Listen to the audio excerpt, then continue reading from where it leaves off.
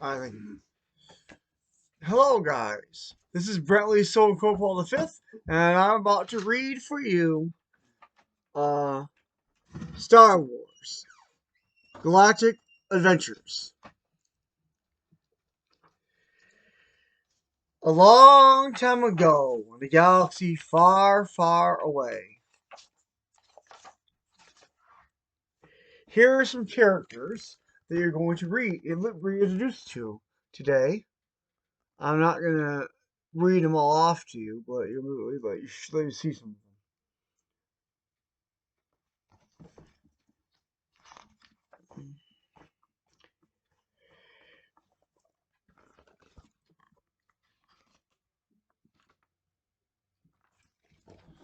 Dun dun dun dun dun dun Okay. Darth Maul and the Rathtars. This is the third time I've read this story because I've attempted this twice already, but I never got very far. But this time, I'm going to stick it out and finish it at the end. There's Darth Maul. Don't worry, he's not the devil. He is a Dathomirian from Iridonia, colonizing the planet Dathomir. He just has the horns and those are tribal tattoos. So he's fighting a thing called a Rathtar right now. That's the illustration from the story I'm about to read to you. Now, there wasn't much to do on the jungle planet Tuan Kati, unless you liked being eaten by Rathtars. Rathtars were deadly creatures, feared throughout the galaxy for their long, powerful tentacles and rows on rows of sharp teeth. But Darth Maul was not afraid of Rathtars. In fact, he had traveled to the smelly, swampy planet to face them and hone his fighting skills. There's Darth Maul on a speeder bike on the planet Tuan Kati.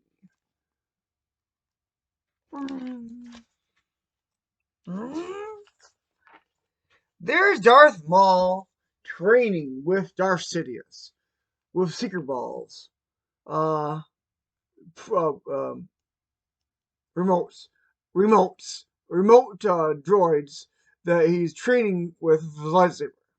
That's Darth Maul's lightsaber. A lightsaber is a weapon of a Jedi and also a weapon of a Sith, and they train with that, and they use them to fight with.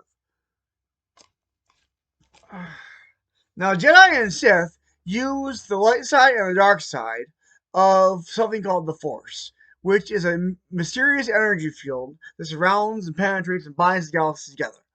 It's basically all the faith and all the doubt in the universe. All the energy in the universe is the Force. And it pretty much composes everything. Now, for years, Darth Maul had been training in secret under the watchful eye of the evil Sith Lord Darth Sidious. The two Dark Warriors wanted to wipe out the Jedi Knights, the galaxy's guardians of peace and justice. Skilled with a lightsaber and the ways of the dark of the Force, Darth Maul was always looking for a new challenge, something that would test his power. So he decided to train against the fearsome Rathtars while he waited for Darth Sidious to give him new orders.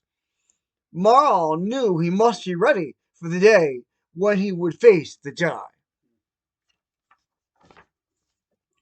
Okay, here's Darth Maul and his hunting party, Rathstar hunting party, on the planet of Tuan Kati, the swamp planet of Tuan Kati. And right now, acid from the creatures' mouths are dropping on the hunters' heads. And Darth Maul's over there hiding, trying to find those Raftars so we can hunt them. Darth Maul is a shadow hunter. Darth Maul had hired a group of hunters to flush out the Raftars for him on Twangati. The hunters didn't know who Darth Maul was, only that he had promised. Well, I said I showed you some of these characters. I think I showed all of them too. I'm not sure. Out the Raftars for him on Twangati. The hunters didn't know who Darth Maul was, only that they didn't know he was a Force user, even much less a Sith. They thought the Sith was very seeking for money. Actually, they didn't know. They had no idea. They didn't know what he was. Was he a Jedi? Was he a Sith? They didn't know what. They had no idea Sith even knew existed, and they certainly didn't think it was a Jedi. I don't know if they suspected he was a Jedi or not, but because he was wearing those robes, but they didn't know who he was. No one knew who this guy was. He was in the shadows. The hunters didn't know who Darth Maul was, only that he had promised to pay them well. Maul stayed behind the hunters, hidden in the shadow of a tree. He needed to focus. He needed to practice sensing danger before it appeared, and staying quiet so his enemies didn't sense him until it was too late. He quieted his mind and reached out using the dark side of the Force. They are near. The Sith felt the presence of the Raftars. Hey, fellas, said one hunter. Hey, fellas, said one hunter as he splashed through the swampy water. Do you smell something? The other, the other hunters didn't smell anything, but one hunter felt something, wet and slimy, ooze onto the top of his head. Dot, dot, dot, dot.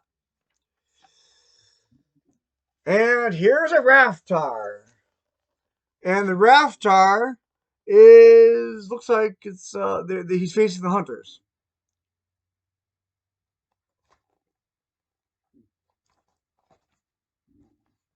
Suddenly, there was a horrible screeching sound. The hunters looked up, and there it was, a vicious Raftar. The beast dropped from the tree above, its tentacles slashing everywhere. Disgusting green drool dripped from the creature's big mouth full of razor-sharp teeth. The hunters panicked. They had found the Raftar for the mysterious client. But where was he? They agreed to help find a Raftar, not fight it. I'm not getting paid enough for this, said one of the hunters as they all scattered.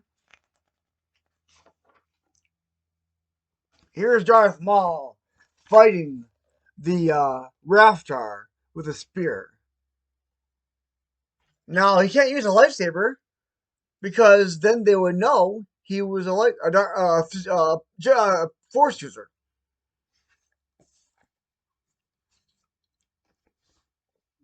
Then, from out of nowhere, Darth Maul appeared. He leapt right for the Raftar's gaping mouth. Everyone in the galaxy knew just how dangerous a hungry Raftar could be. But did anyone yet know how dangerous Darth Maul could be? The Sith used the terrible power of the dark side of the Force to guide his spear. Just as quickly as the battle had begun, it was over. Darth Maul had defeated the Raftar. But then he felt another disturbance in the Force. There was something else lurking nearby. Another Raftar.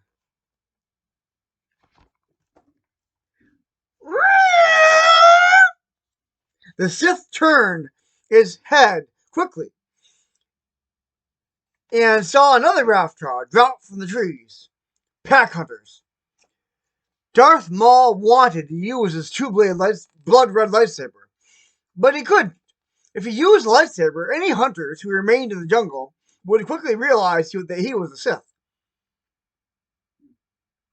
If they knew that the Sith carried red lightsabers and Jedi carried other light colors, then they know that. But they don't all know that. All know that. They don't all know. They don't all know the lore. And if anyone discovered that secret, Darth Sidious would be very angry. The creature attacked Maul with great speed, but the Sith was faster and more agile. He quickly just ducked under and leapt over the Raftar's tentacles, taking them out one by one with a spear. Here's the Raftar again. And there's Darth Maul fighting it. Here's Darth Maul again.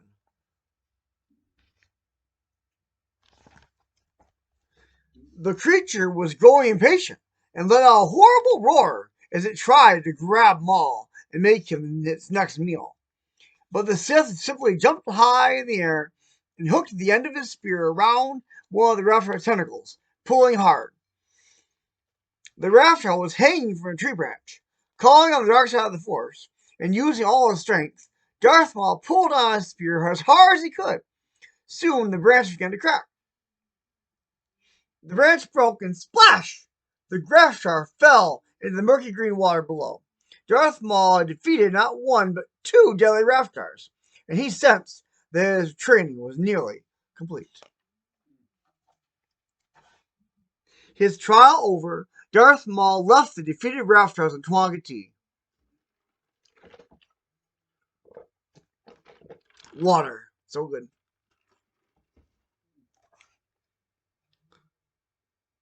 He knew it was time to return to his master on the planet Coruscant.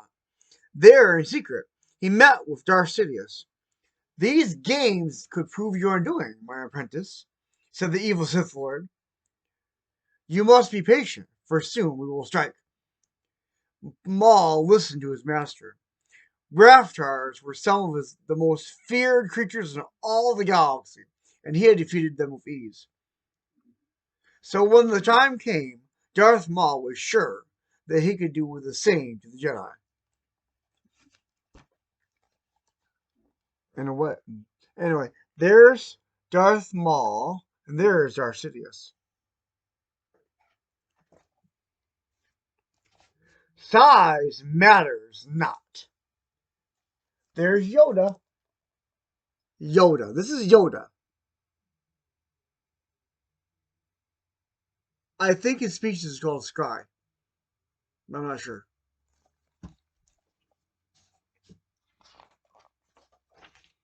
Here's Yoda Starfighter. And he has an R2 unit. That's an R2 unit on top of it. I don't know why you can see that, but there's R2 units in Star Wars. Also protocol droids, but he's an R2 unit. There's R5 units too. And gauntlet droids. You'll be introduced to them all later. A long time ago, in a galaxy far, far away, a brave group of men and women stood up for what was right. They were known as Jedi Knights, and they were guardians of peace and justice. They used wisdom to help those who need, carried elegant weapons called lightsabers, and received their power from the Force, an energy field created by all living things. When the dark side of the Force overpowered the light, it was up to the Jedi to restore the balance. And one powerful Jedi flew in a silver starship toward the faraway planet of Botor to do just that. Here, a throne room of ruffians, a gang of ruffians, and the king, their leader, on the throne. And here's a boy in a cage.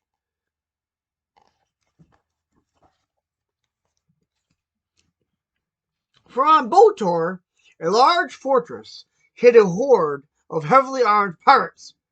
The pirates earned their living by selling valuable items on the black market. Though they usually dealt in weapons and supplies, they had recently acquired something far more valuable, a prize that was sure to bring in their biggest payoff yet. Crouched inside a metal cage was a young boy named Lo. Lo was perfectly ordinary in every way, except one. He was able to move things just by looking at them. He didn't understand this power, and he didn't know that his gift was the reason the pirates had captured him. He only knew that he was frightened. Lo shivered while 24 menacing pirates gathered around this cage. The boy studied his captor's thick arms, poison blasters, and the cruel glares before turning his attention to the leader sitting atop a throne. This was Lord Alorg. Please, Lo whispered to the cloaked creature, I don't know why I'm here.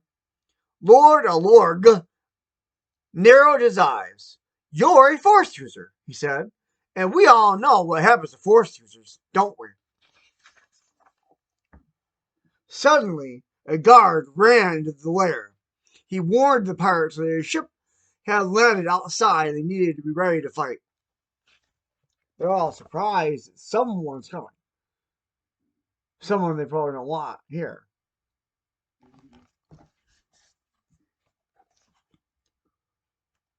Lord Alorg drummed long fingers against his throne.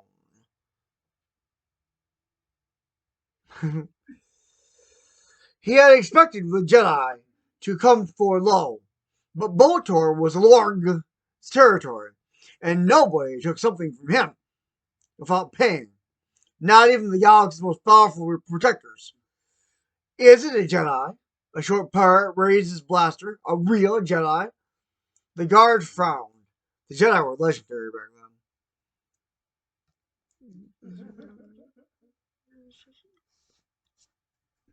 The guard frowned. I'd never seen one before, he admitted, but he's definitely not what I expected. Lord Alorg growled. Whoever he is, he better have our money if he wants the kid. Lo's stomach lurched. As the doors of the fortress parted, he tried to steady himself on the floor of his cage. A bright beam of sunshine pierced the darkness, forcing Lo to close his eyes. When he opened them again, a brave Jedi was walking into the pirate's lair.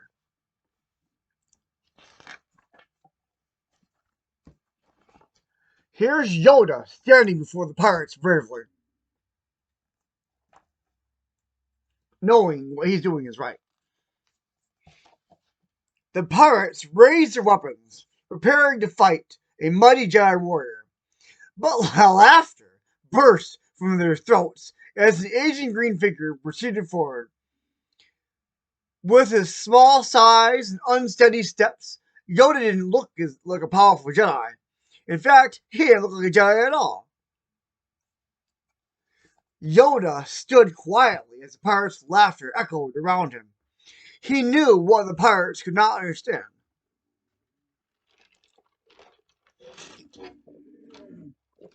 Oh, that's a good. It hit the spot. That the Jedi's strength flowed not from his or her size, but from the Force itself. Find this humorous, I do not, Yoda warned. Heh, Lord Alorg looked down on Yoda. What are you supposed to be, little fella? The boy's escort, of course I am, Yoda said calmly. Where is training? He will begin. Alorg demanded payment, but Yoda shook his head. The Jedi care not for wealth, he said. The Force is our only companion. The Lord Alorg sneered. Then it looks like you and the Force just walked into a whole mess of trouble. There's Lord Alorg, standing with his hands on his hips, sneering at the Jedi.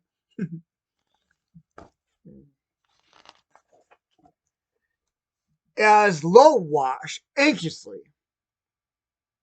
from his cage, Lord Alorg ordered his guards to attack Yoda.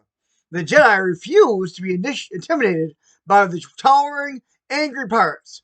A youngling was trapped, and he would not abandon someone who needed help.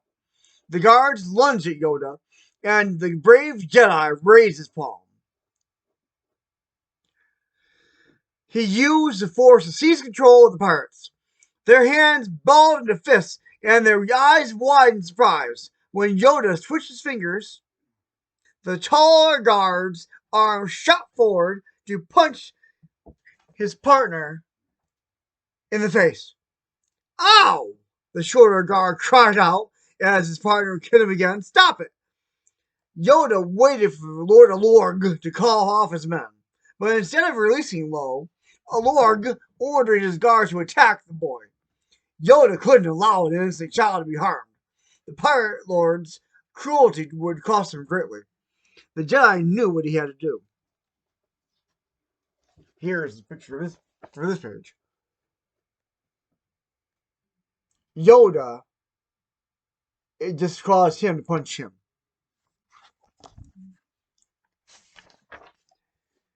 Now, once more, Yoda told the guards to stop.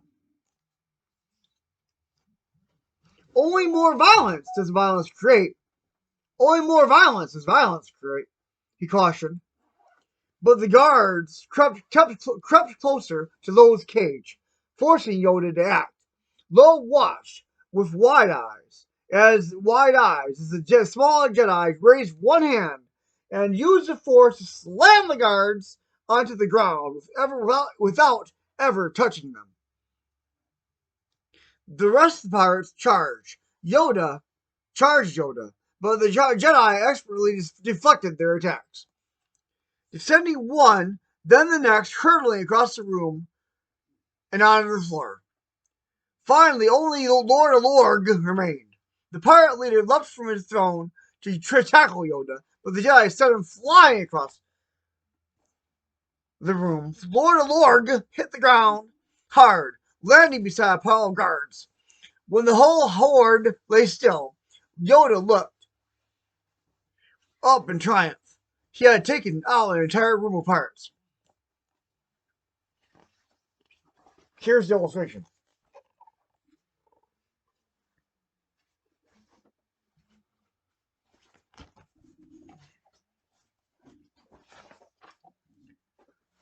With a slow breath, Yoda turned his attention to Lo. The Jedi calmly stepped around the fallen foes before reaching out to open Lo's cage. The door sprung open. Yoda had saved him. He was free! Yoda offered his hand to Lo. Time to go it is, he said kindly. Time to go, it is, he said kindly. Lo's fingers shook as he reached up to grasp Yoda's palm. The Jedi guided him out of the cage and helped him to his feet. The two stepped across the piles of pirates, forging their path with cautious steps. When they reached the door, they emerged from the darkness to walk hand in hand into the light. As they stood in the sunshine, Yoda turned to Lo and spoke the words that would forever change his life. Begun your training has. And here's that Yoda released from the cage. And here's the boy Lo and Yoda stepping out into the sunlight.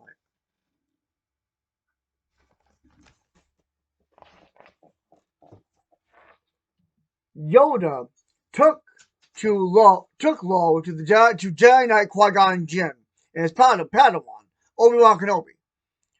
They would just call Padawan as a young Jedi learner, who was not a knight yet.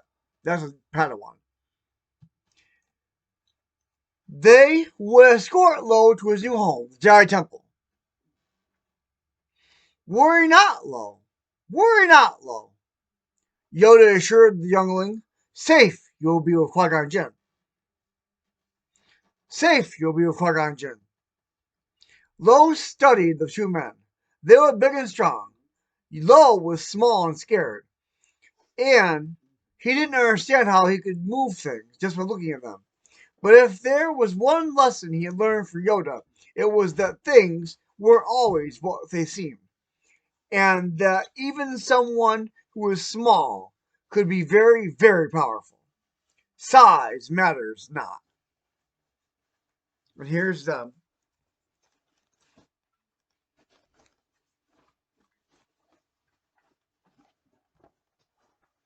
A Jedi's control. Here's Anakin Skywalker fighting a training droid.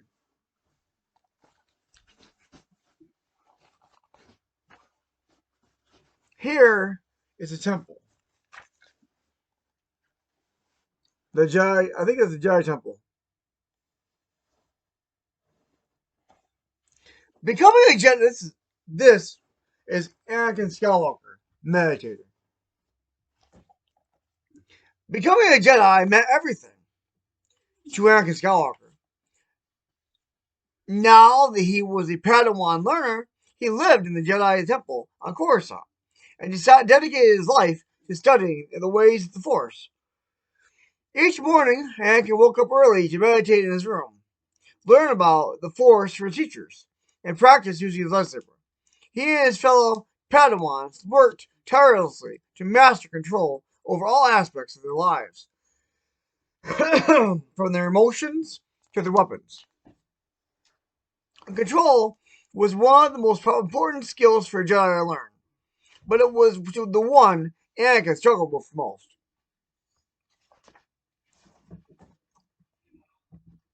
One day, One day, as Jedi Masters Obi-Wan Kenobi and Mace Windu oversaw the Padawans' lightsaber training, they were joined by a very important guest. Chancellor Palpatine, the leader of the Galactic Senate, stood on the balcony with the Jedi Masters. The three men looked down as Anakin squared off against a training droid. Though Anakin had been older than the rest of the Padawans when he had come to the temple for training, his natural talent and intense focus had quickly helped him catch up to his peers. He was an exceptionally skilled fighter, a fact that did not go unnoticed with the Chancellor. I see the boy has taken an interest in the lightsaber, Palpatine said. Here's Anakin Skywalker, the Padawan, training against a droid, a training droid.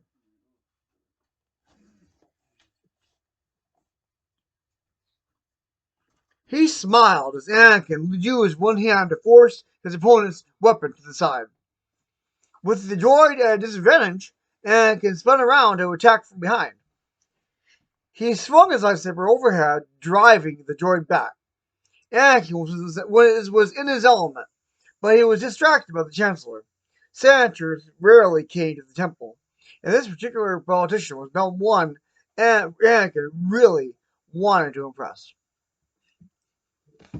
Here's Palpatine on the balcony overlooking Anakin training, and there's some Jedi down here.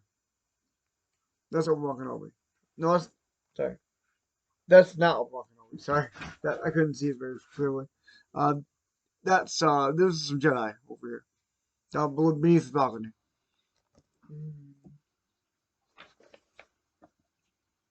Since the Chancellor had already seen several Padawans fight a regulation droid, Anakin decided to battle a more advanced opponent, one who was sure to impress his teachers. He clicked a button on his belt, and the droid instantly transformed into a far more sophisticated and deadly enemy. Anakin's new opponent was a Night Brother, a force-sensitive Zabrak who had been raised on the planet Dathomir and trained to hurt others. The droid now bore the likeness of Darth Maul, the evil Sith whose double-bladed lightsaber had brought an end to the very Jedi who had freed Anakin from slavery and secured his place as a Padawan, Qui-Gon Jinn. Here's Anakin, and here's the Darth Maul robot.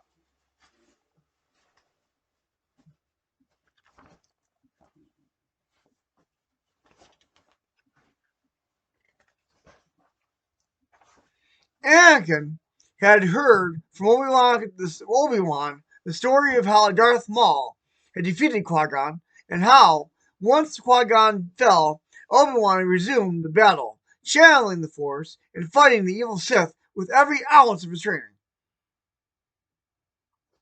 Obi-Wan had been relentless in avenging his master, but Darth Maul had used the dark side of the Force to gain the advantage, pushing Obi-Wan over a ledge.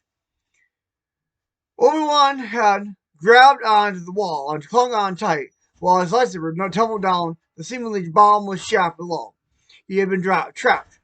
But Obi-Wan then calmed his mind, drawn the Force, and called Qui-Gon's lightsaber to him as he leapt from the pit, striking Darth Maul across the waist to end the battle. Once Darth Maul was gone, Obi-Wan had dropped to his knees and vowed to honor his master's legacy by training young Anakin Skywalker. Here's Anakin facing the Sith looking robot.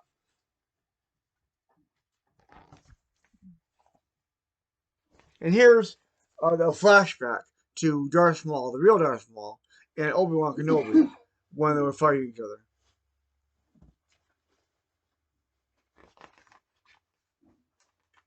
And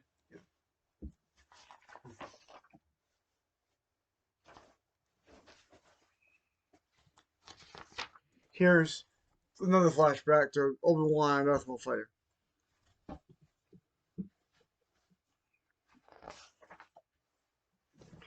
Now Obi-Wan watched with wide eyes as Anakin battled a hologram of his fallen foe, recreating Obi-Wan's maneuvers. Anakin has been asking me about my fight with the Sith, he explained to Mace Windu. Very detailed questions. Here's Anakin fighting the hologram.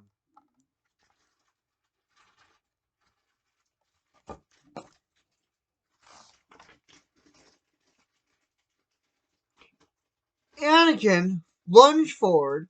With his lightsaber, he struck the training droid across the waist, destroying his opponent and winning the battle in a move that was all too familiar to his master. Obi-Wan drew a sharp breath. I had no idea he would. Mace Windu shook his head, concerned about the boy's level of interest in the fallen Sith. But Chancellor Palpatine smiled. A boy of his age altering a training droid? That is more than I expected. I would call that impressive. Here's Anakin with the training droid, defeating him. The Chancellor may have been impressed, but Anakin's fellow Padawans were not. Whispers filled the arena as Anakin deactivated his lightsaber and wiped the sweat from his brow. He may be good at lightsaber. What? Okay, see you later.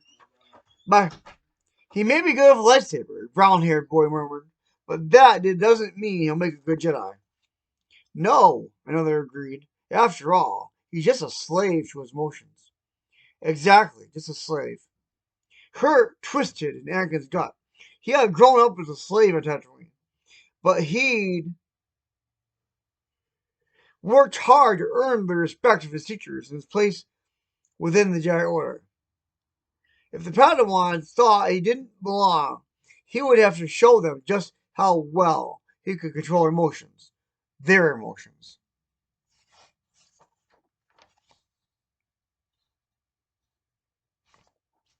Here's them whispering about him being a slave to those emotions. And even getting hurt by it.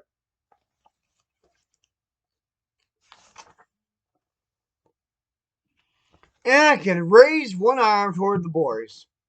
What are you feeling now? He shouted as he drew on the Force. With a twist of Anakin's hand, the Padawan's lightsabers flew from their grasp, landing squarely in Anakin's outstretched palm.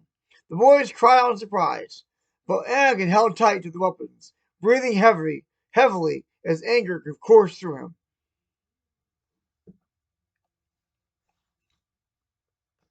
There's Anakin stealing the lightsabers.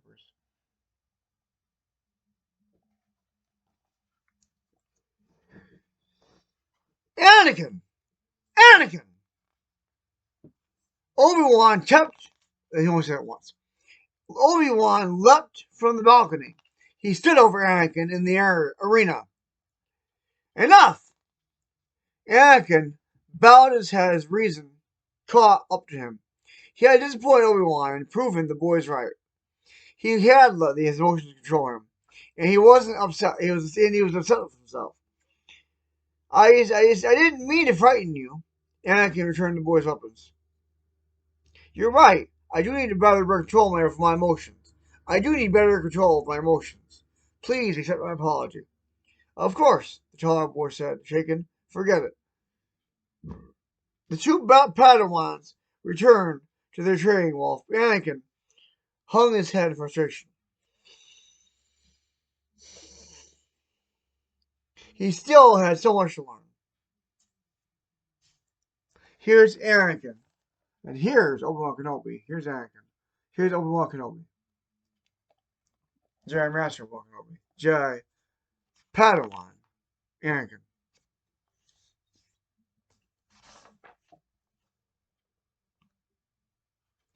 Chancellor Palpatine had watched the exchange with interest. Anakin's training was far from complete. And Palpatine wanted to be the one to teach him. Send him to me, he offered to Mace Windu. I may be able to help. Nobody noticed the calculating gleam in the Chancellor's eyes. Anakin Skywalker's inability to control his feelings may have been a weakness for a Jedi, but the Chancellor had a very different path in mind for the boy. On that path, Anakin's emotions would prove to be his greatest strength, and the Chancellor's most powerful weapon. Here's Anakin and Obi-Wan. Here's Chancellor Palpatine. Here's Mace Windu. Darth Vader and the weapon of his Sith.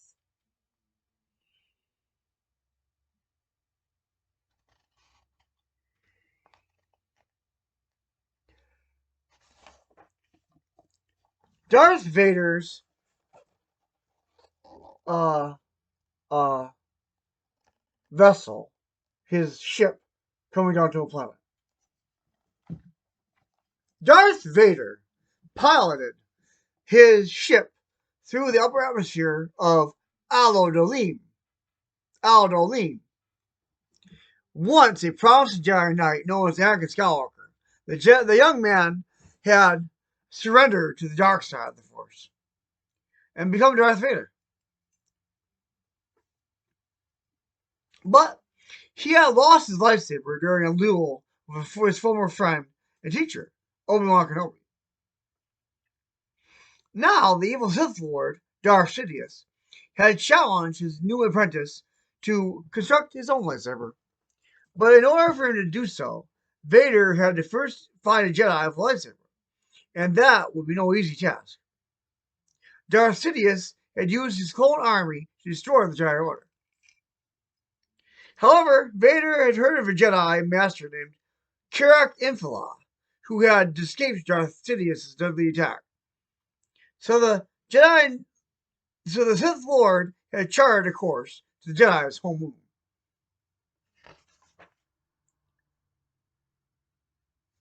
Here and here. That's Darth Vader. But as Vader prepared to land, Infala must have sensed his presence. Suddenly, a large, strange piece of metal struck the Sith ship. Infala had used the Force to fling a sculpture from below as the first line of defense. A talented pilot, Vader was able to land his ship in spite of the damage. He sensed Infala nearby, and he would not keep the Jedi waiting. Vader needed to defeat the Jedi to keep and take his lightsaber so he could return to Darth Sidious and finish his training. Vader set out to find Infala. Before long, the Jedi launched a surprise attack, raising a heavy wall to trap the Sith in the canyon. You stink of darkness! Infala bellowed from below. Vader's anger flared. He did not have time for discussion. He called on the dark side of the Force to help to reach up from the depth of the canyon to attack the Jedi. Father, heal me.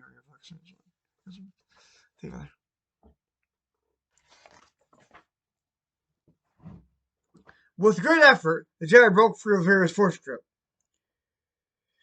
You will not defeat me that way, Infla boomed, activating his lightsaber.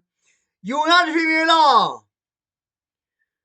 The Jedi sensed why Vader was there, and he had no intention of giving up his sacred weapon, especially not to a Sith, who would take control of the kyber crystal inside and lightsaber and turn it red. Inside the lightsaber and turn it red, the mark of the dark side. Infla called a wave of water down on Vader. The water flooded the canyon, pinning Vader in a deep undercurrent. Here's the Jedi. Here's Vader being surrounded by water. But Vader was stronger in the Force than Infla had thought. With every ounce of his concentration, the Sith pushed the water to either side, clearing a path so he could climb to higher ground and go after the Jedi. Here's Vader underwater, pushing it out from around him.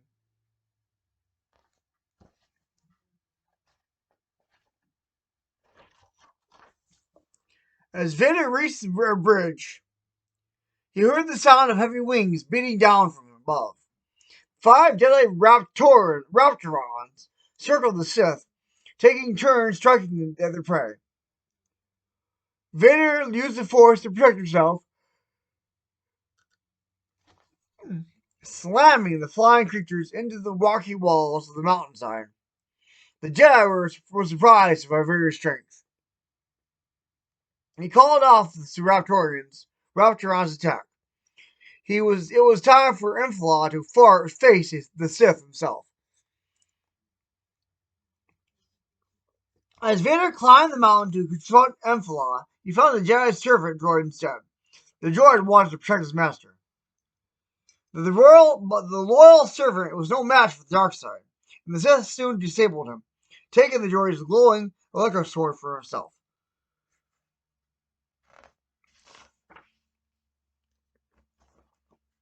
Now, nothing stood between Vader and Infla, but the Jedi was ready for him. The two enemies battled hard at the edge of the cliff, equally matched in opposite sides of the Force. Oh, here's the Raptorons, and here's the Darth Vader battling the droid.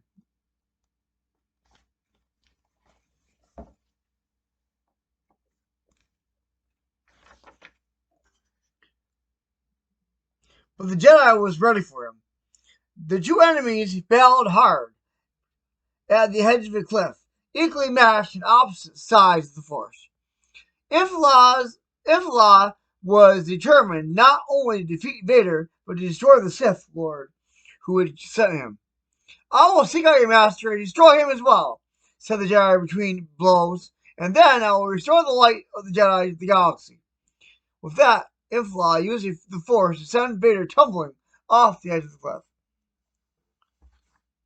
But Infla made his way to a nearby town to get his ship and go after Darth Sidious. But Vader, whose armor had saved him from the fall, was soon close behind. He had realized something important. Infla had a weakness that Vader could use to defeat the Jedi. There was something Infla cared about more than winning. The Jedi cared about others.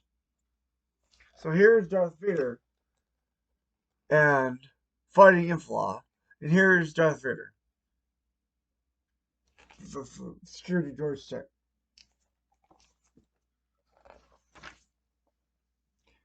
The warriors faced off once more at the top of the city dam. Infla was amazed to see Vader had survived the fall, and he was eager to defeat the Sith once and for all. But then, Vader set his final plan in motion, using the Force to rip the dam open and unleash a flood that spilled over the town. While Infla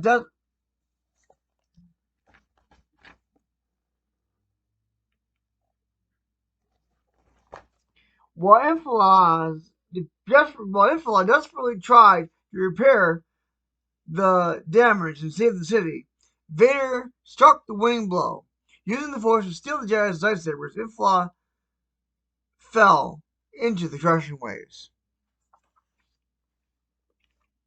Darth Vader returned to his new teacher, lightsaber in hand.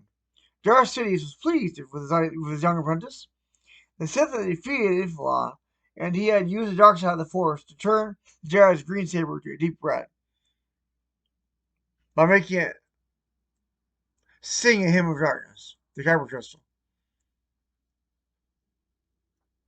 Darth Vader was ready to complete his training as the Sith Sidious' side.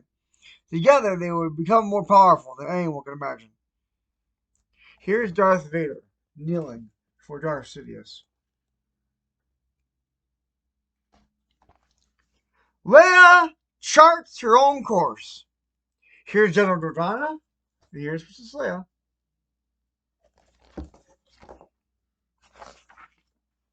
The rebellion had won a huge battle.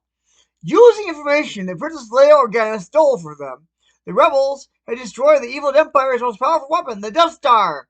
But it was too late for Leia's homeworld, Alderaan. Before the battle, the Empire had used the Death Star to destroy the entire planet.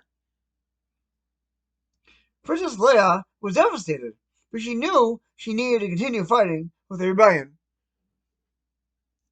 if there was any hope of defeating the evil Empire once and for all.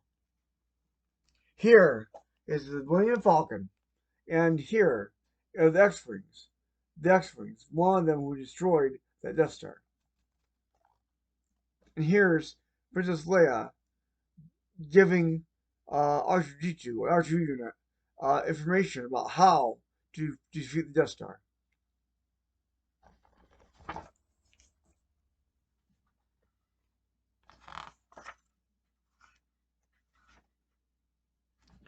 During the medal ceremony, where Leia honored the other heroes of the battle, Luke Skywalker, Han Solo, and Chewbacca, the Wookiee, General Dodonna, reminded the rebellion that their fight was far from over. The Empire was still strong, and we are in danger, he said. There is a lot of work to do. You have all been given your jobs.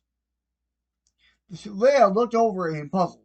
No one had given her a job yet. Here's the award ceremony for blowing up the Death Star. And for saving the princess's life.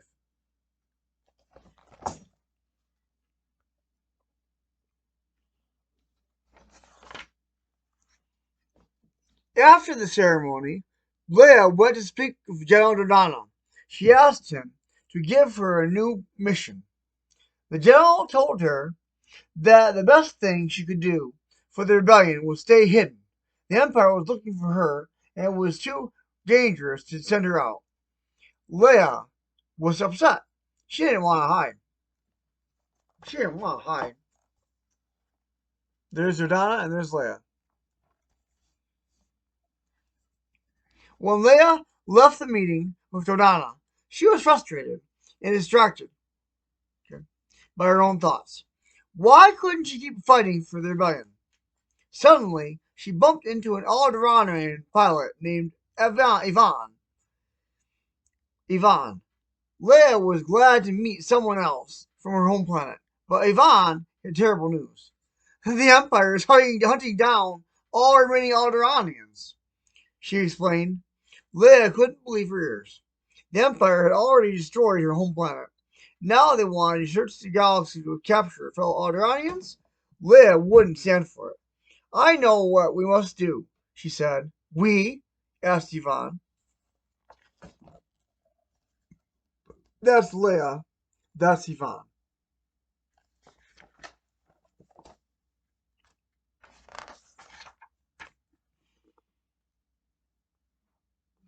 That night, Dodonna woke up in his room to see a hologram message playing, and it was Leia.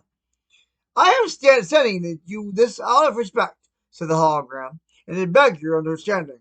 It is my duty to gather the people of Alderaan who were not on the planet when it was destroyed.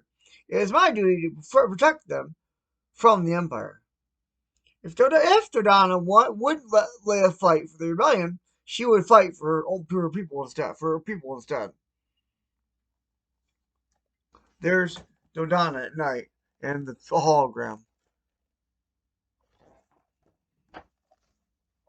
General Dodonna was furious, but it was too late.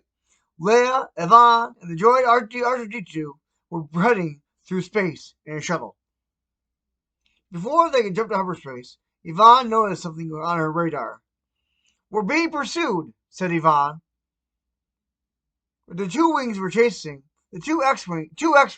were chasing the shuttle and catching up felt fast. Dodonna had sent two rebel pilots to bring Leia back. Here they are. R2-D2, Ivan, and Princess Leia, Organa.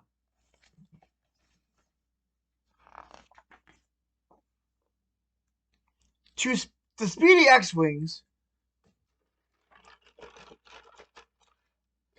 You know, when you get a cup of water, make sure you put ice in it, because when the water is gone and the ice will melt, and you get more water.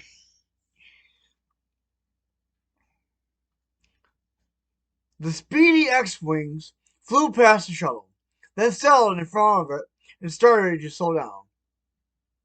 "What are they doing?" asked Leia. "They're stopping us by getting in our way," replied Yvonne. "We can't jump to hyperspace without hitting them. Yvonne tried to maneuver around the other pilots, but the X-wings were too fast. She would have to try another tactic. Clang! Oh, there's the ships, and there's their ship, and there's the X-wings.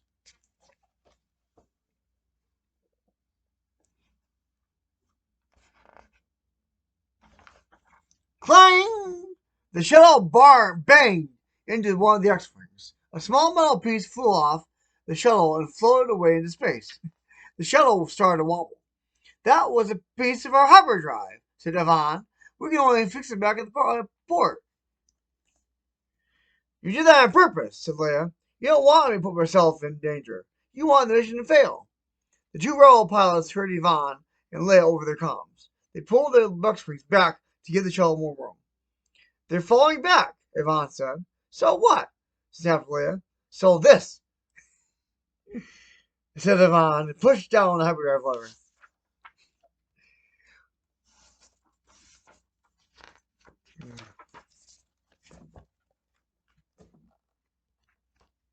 That's the X-wings and the ship.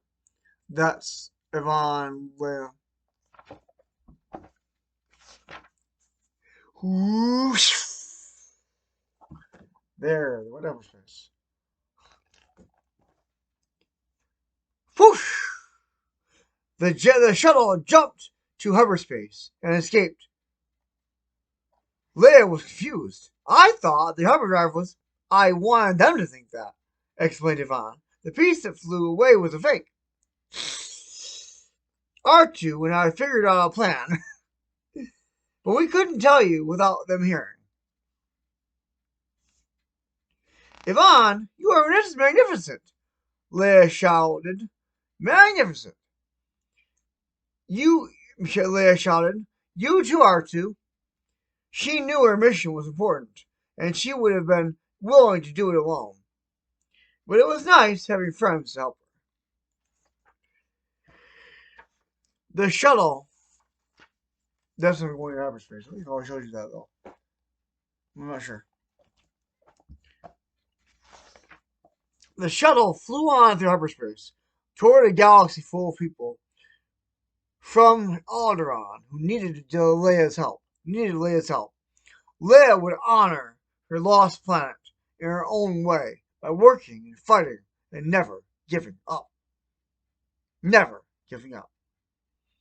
Here's Leia and Yvonne and R2 going through hyperspace. Dun, dun, dun, dun, dun. La, la, la, la, la, la, la, la, la, la, la.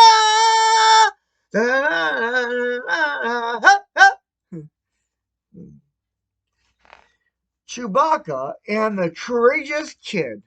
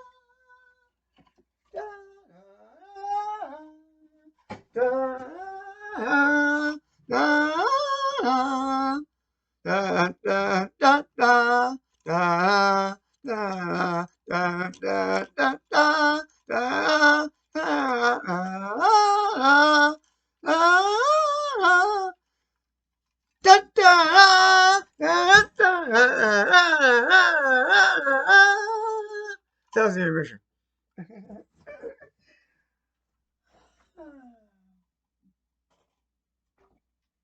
Oh, got 2 new toys now.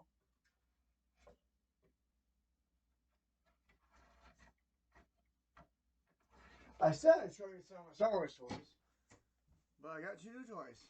I got BB-8, and I got Chewie.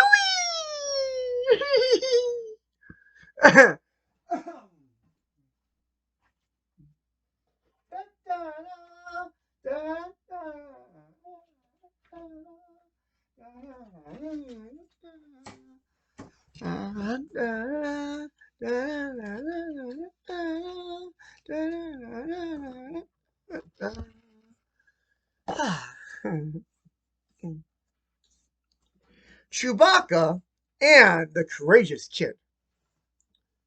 Here's Chewie and the Courageous Kid.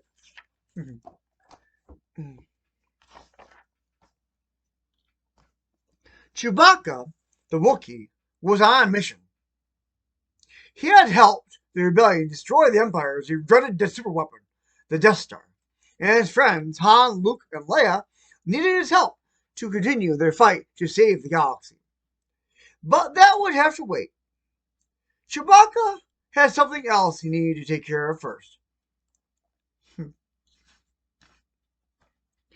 Unfortunately, the ship Chewbacca had borrowed wasn't working properly. He would need to fix the flight stabilizer to continue on his journey. So the Wookiee set out for a nearby village. Much better. I just came home from work. Oh, I gotta get a shirt on. Because, hey, I shouldn't be representing McDonald's right now. Myself. Be right back.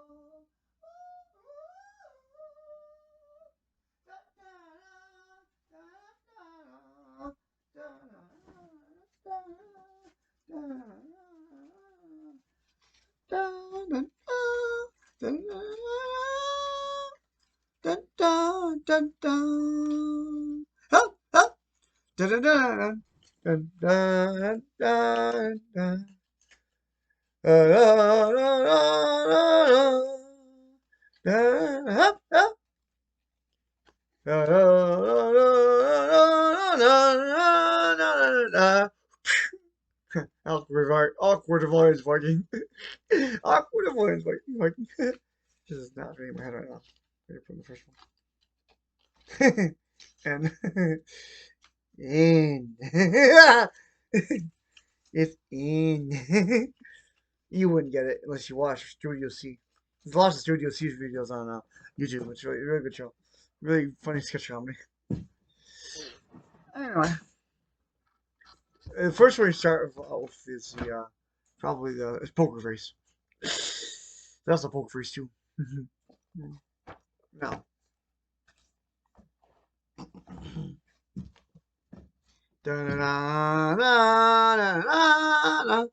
here's Chewie fixing his ship.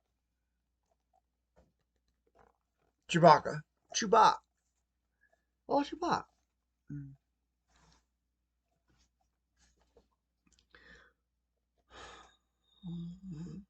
Unfortunately, the ship of Chewbacca had borrowed was not working properly. He would need to fix the flight stabilizer to continue his journey. So the Wookiee set out for a nearby village to find the part he needed. As you can see, I'm wearing a Chiefs shirt. Go Chiefs! How about them Chiefs?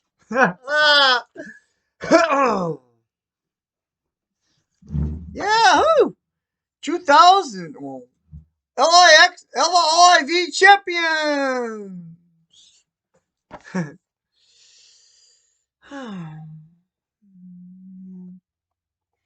When Chewbacca reached the local scrapyard, he overheard the manager, a gruff-looking basilisk, giving a young girl a hard time about the speeder bike she was trying to sell.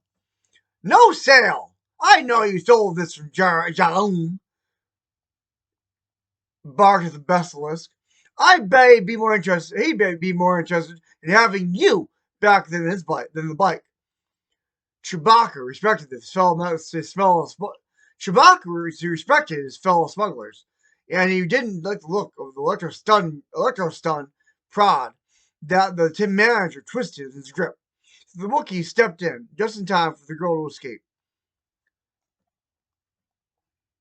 There's the basilisk. And there's Chewie. There's the basilisk. And there's the boy. Or the girl. Yeah, the girl. She's a girl. Yeah, she's a girl. She's a little preteen girl out there. Yeah, her.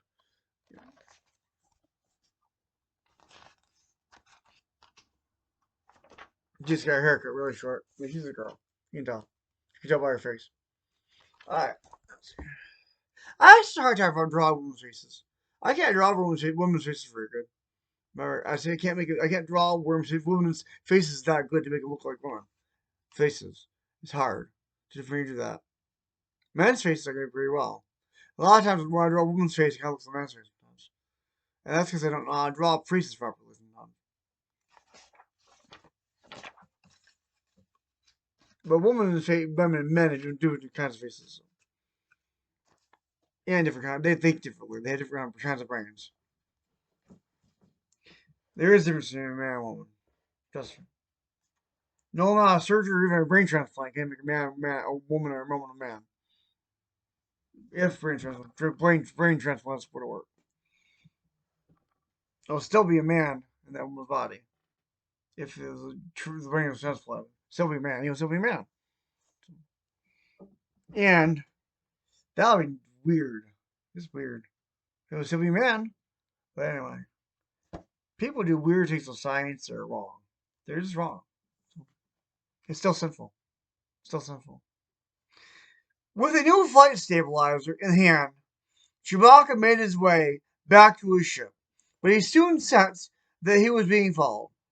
It was a girl from the scrapyard. Her name was Zara.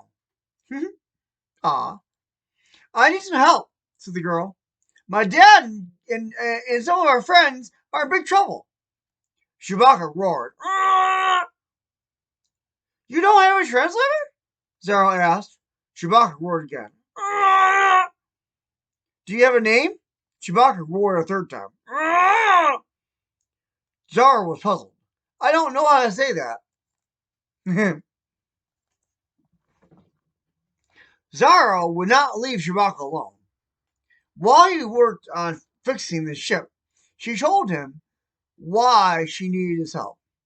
Jaum, whose speeder bike she had stolen, was a gangster who had captured her and her father along with many others and forced them to work in one of his mines. Zara's dad had helped her escape with the bike, but she needed to go back to the mine to rescue him and the others, and she couldn't go alone. Chewie groaned. His own mission would have to wait. So there's Chewie and Zaro, and Chewie fixing his ship with Zaro continuing to bug him about needing his help.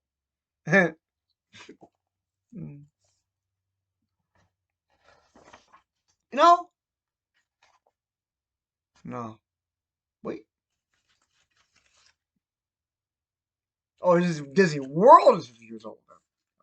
Not Disney. Disney's World is 50 years old. Yeah. Back at the entrance to Jaum's mine, Zaro showed Chewie an air vent she needed to him to climb down.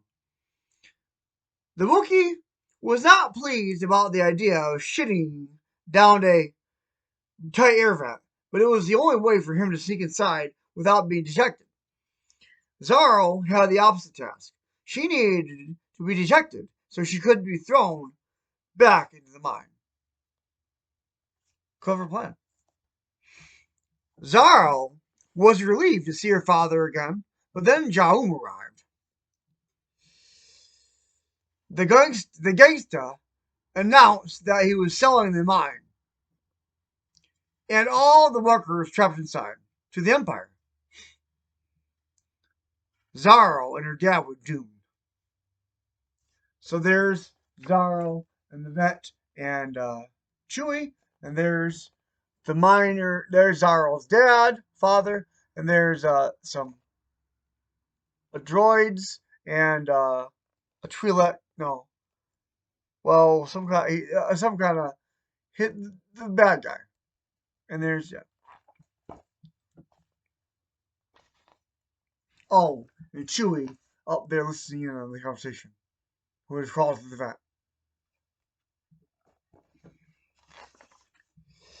vent. Suddenly, Chewbacca broke through the crumbling rocks above.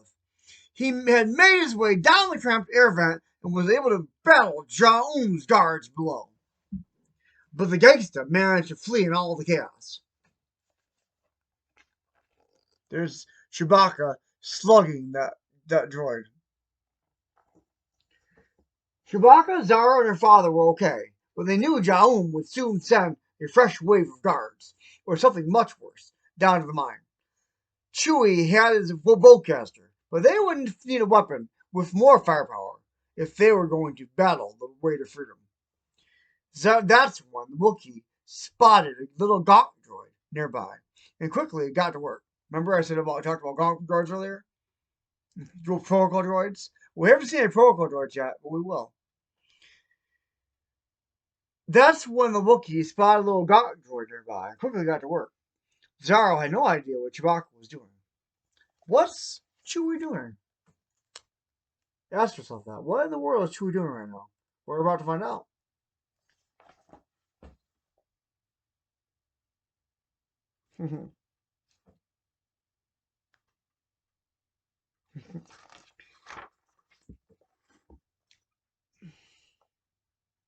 Okay. But she knew he needed to do it quickly. A rumble tore through the mine. It was the two-wheeled battle droid firing heavy plasma bolts.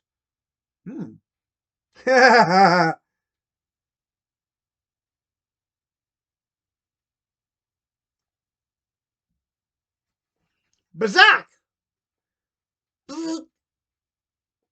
Chewbacca thrust a staff at the battle droid, and it fizzled to a stop. He had rewired the Gog droid and connected its power source to the staff. Chewie had an electrical stun prod of his own. Here's Chewie disabling that battle droid.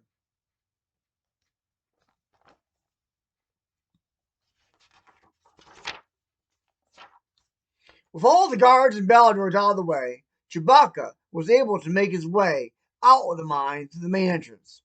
He wanted to make sure the coast was clear before Zaro and the rest of the workers escaped. But Jaum and his last guard had set a trap.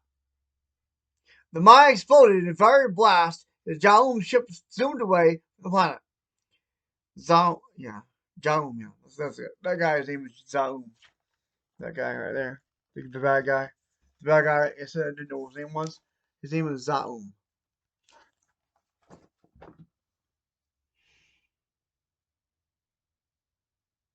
The evil gangster, he got in the way. ... So here's a Sister Venom guy who's in cahoots with Jaum.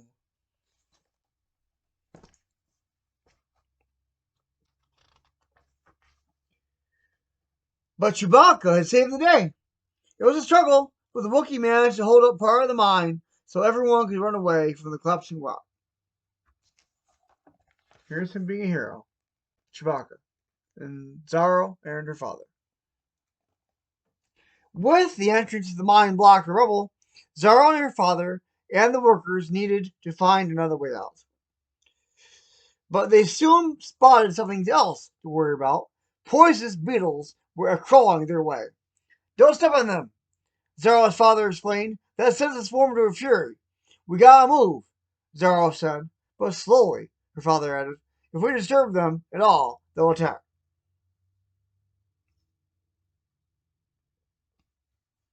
Here's them and the poisonous beetles.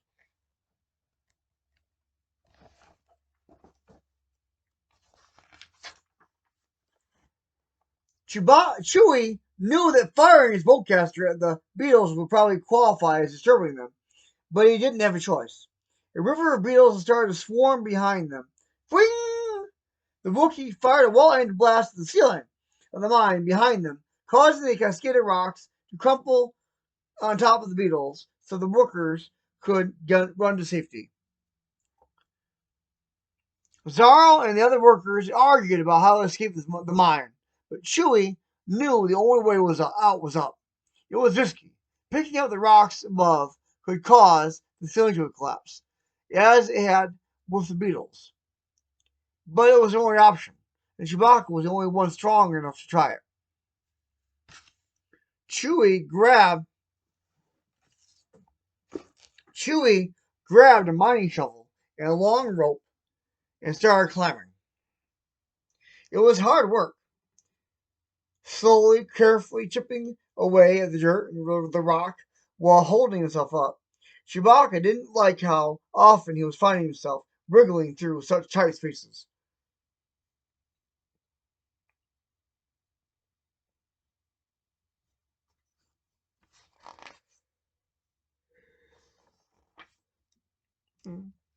And he was glad when it was over.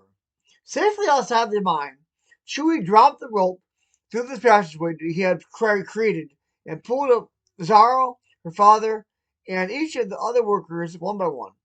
I'll never be able to thank you for keeping them safe and rescuing us, Zaro's father told Chewbacca as the girl gave Wookiee one last hug. Chewbacca simply roared a friendly goodbye. That's Chewie firing his bowcaster at the ceiling, so collapsing on the beetles. That's him digging his way out, climbing his way out of the mine.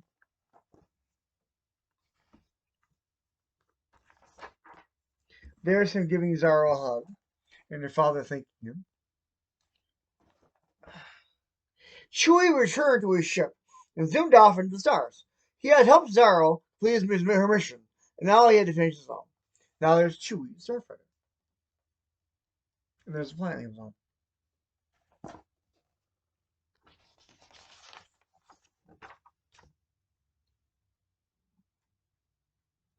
The galaxy needed Chewbacca. He had to return to his friends in the rebellion to keep fighting the Empire. But first he wanted to see his family. That was the most important mission of all. There's Chewie and his son Lumpy and his wife Mala and a bunch of Wookiee companions. Luke and the Lost Jedi Temple.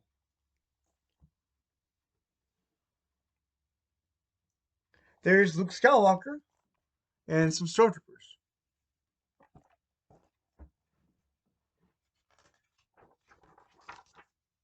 Luke Skywalker was in trouble.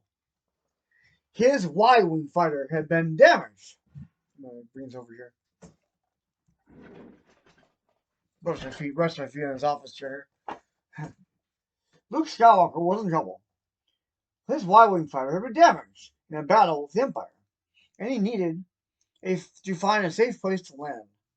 As he flew low over the jungle planet of Zephyron, something interesting caught his eye. It was the ruins of a temple. The mysterious energy field known as the Force told him the temple was important. Luke was traveling with his faithful droid C-3PO, that's the Poco droid I talked about earlier, and R2-D2. C-3PO feared Imperial stormtroopers would be waiting for them wherever they landed. but Luke sensed that he needed to visit the ruins. So here's Luke Skywalker, his Y-wing, and he's coming down through the atmosphere of the planet Deveron, and to the certain ancient ruins of a temple.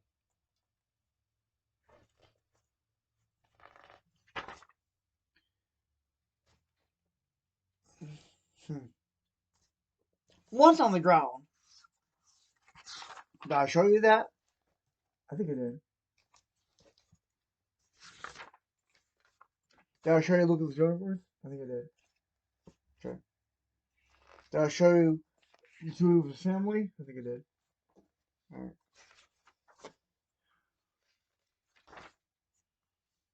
Once on the ground, there was no sign of Imperial troops. A mechanic named Kivas and his daughter Farnay agreed to fix Luke's fighter while he and the droids explored. The nearby village was bustling with life. Luke soon found guides who were eager to take him hunting for creatures called Picrons. But Luke didn't want to go hunting. He wanted to visit the giant temple. The locals refused to help him. They said the temple was forbidden. So here's Luke. Here's Luke. Here's Farnay. Here's Farnay. Here's Luke. Here's C-3PO, the protocol droid.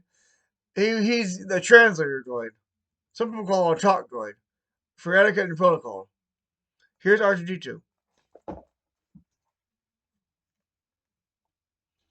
Only one guide would take Luke into the jungle. He was an alien named Sarko. Sarko Blank. Farnay warned Luke that people who traveled with Sarko didn't return. Luke appreciated Farnay's warning, but he had no choice. The Force was calling him to the temple. Sarko, Luke, and the droids mounted beasts called herbivores and rode off into the jungle. On their journey, Sarko noticed Luke's lightsaber, the weapon of a Jedi Knight. Luke didn't want Sarko to know he could feel the Force, so pretended that he didn't know how to use the lightsaber. Here, this is Sarko Plank, and here's that herbivore they're riding. They're in a tent, awning.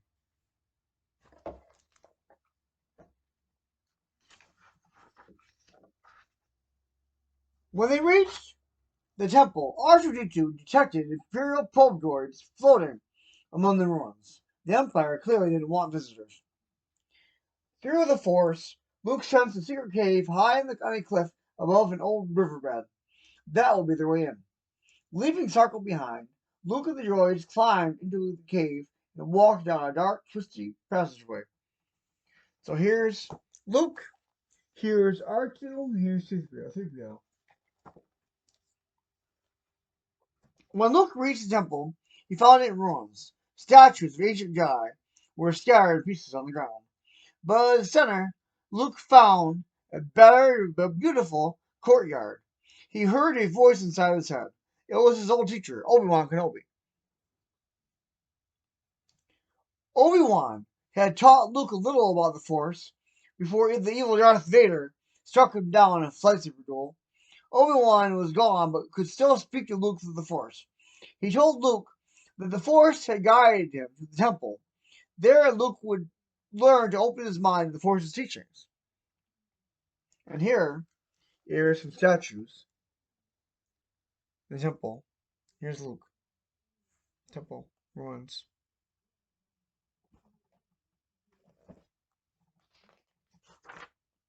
Luke took in his surroundings. At the top of a nearby pillar was a lever.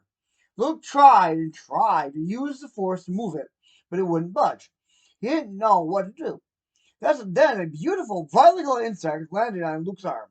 He heard Obi-Wan's voice again, urging him to feel the Force everywhere. Through the Force, Luke focused on the lever once more, and it moved.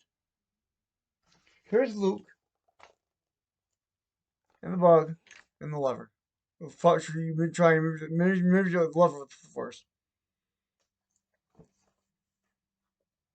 A metal orb emerged from the pillar. It was like a terrible. It was like the terrible. Sorry. It was like the remote that Obi-Wan had once used to train Luke. Luke ignited his lightsaber and tried to command the Force. C-3PO and R2-D2 stood by, watching Luke as he dueled the Force with a device that zipped through the air and fired seeing laser beams. When the orb backed away, Luke smiled. He had passed the test. There's Luke training with the probes. The remotes. Then, two more remotes emerged. It was impossible to keep track of three devices at once. Luke almost felt like he'd be better off fighting blind, the way Obi-Wan made him train aboard the Millennium Falcon. Luke realized that Obi-Wan had been trying to teach him to trust the Force. Instead of his senses, Luke's Jedi Knights didn't guide the Force, but let it guide them. Luke realized Obi-Wan had been trying to teach him how to trust the Force instead of his senses. Luke Jedi Knights didn't guide the Force, but let it guide them. Luke took a deep breath and tried again. This time, he let the Force direct his movements. The three training remotes flew into attack mode.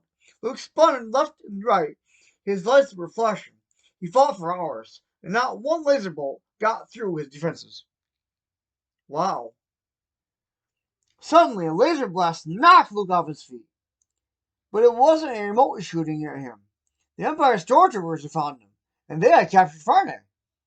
She must have followed him to keep an eye on Sarko. There's Luke fighting the remotes, and there's Luke seeing the stormtroopers firing him.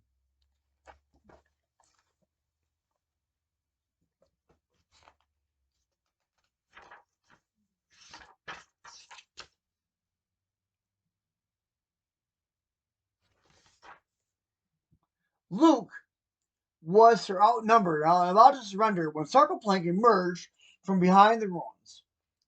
The guy was holding a crackling electro staff and was there to help Luke. So here's the Imperial officer who has Farnay. Here's Sarko Plank, and here's him fighting the stormtroopers. Fighting side by side, Luke and Sarko defeated the Imperial soldiers.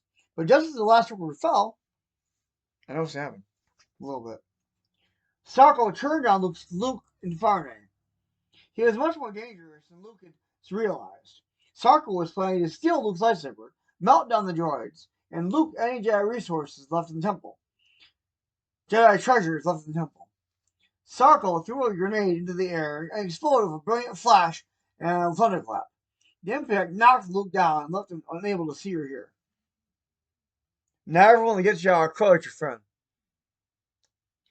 But not everyone that gets you in crowd is your enemy.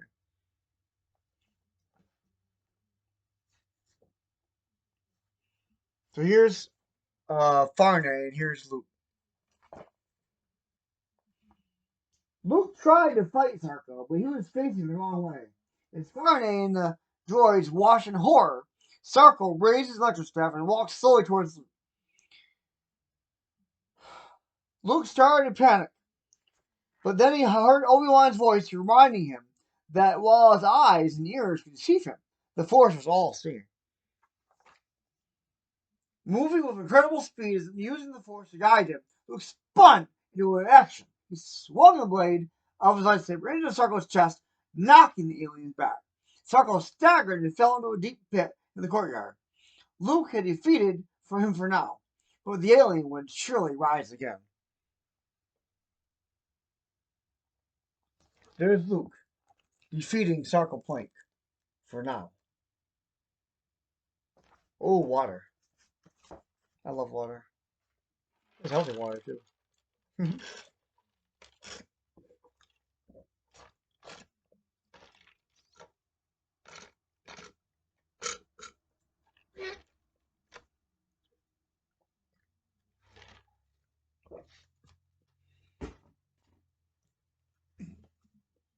Water molecules are affected greatly by the positivity or the negativity of what you say, the way you express yourself. I'm pretty sure music affects it too. I mean, not just physically by making it do this and this and this, but also by changing the structures of molecules to make it better, more healthier, and making it happier. I had the tree today. It was awesome. So I loved it. So I loved its leaves. Choked its leaf. Yeah, there's still leaves on some of the trees. Weird, huh? Because it's like December or January 21st, and there's leaves on some of the trees still. I'm not talking about conifers either. I'm talking about actual deciduous trees. Deciduous trees. Weird. Weird. Weird.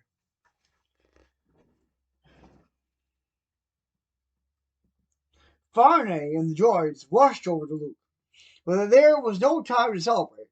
The TIE fighters shrieked overhead. Luke, Farnay, and the droids knew they had to flee. Luke stopped for a moment in the ruins of the lost Jedi Temple. Lifting his lightsaber, Luke swore he would become a Jedi Knight, perhaps even the greatest Jedi of all. Here's Luke.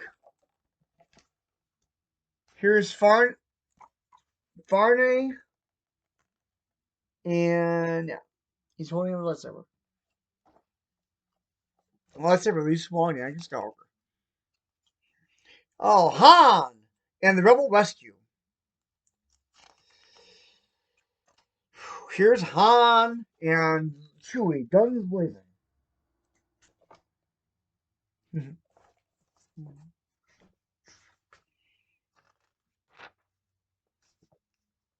Han, Solo, and Chewbacca were on a secret mission. We're at the 1 hour and 30-minute mark almost. That means the video's half over. Unless it's going to be less than 3 hours. I don't know, we're about halfway through the book. What do you think? Han Solo and Chewbacca were on a secret mission for the rebellion. A rebel spy named Lieutenant Imat was stranded on a planet called Cycron in the Outer Rim.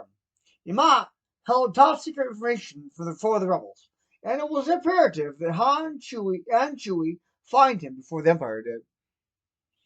Han had not wanted to help with the mission. He was tired of sticking out his neck for the rebellion, but Princess Leia knew that only Han and Chewie's ship, the Millennium Falcon, was fast enough to reach Cycron in time to save Imat. Han and Chewie touched down in one of the landing bays and set the engines to standby.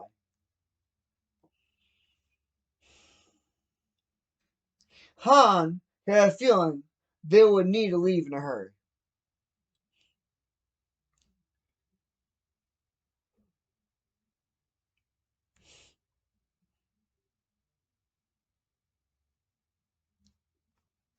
Before Han and Chewie,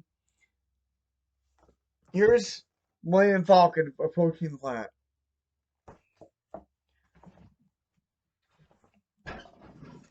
Before Han and Chewie could even start the search for Amat, they were surrounded by 4 bounty hunters.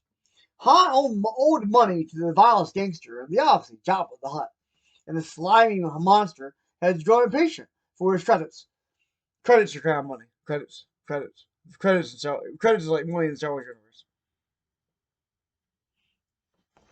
Jabba had hired a droid bounty hunter and his 3 companions to find Han. Han and Chewie were trapped. Here's a grand big guy, here's a human guy, and here's the Han, and here's Chewie.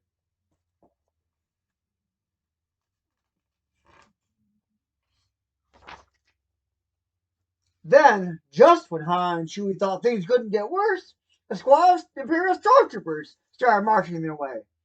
But Han had an idea. Han had an idea. He shouted at the troopers that the bounty hunters were rebels. The stormtroopers turned down the bounty hunters, eager to catch any rebel who might be searching for their missing mind. In all the chaos, Han and Chewie managed to slip away unnoticed. The Wookiee growled for relief.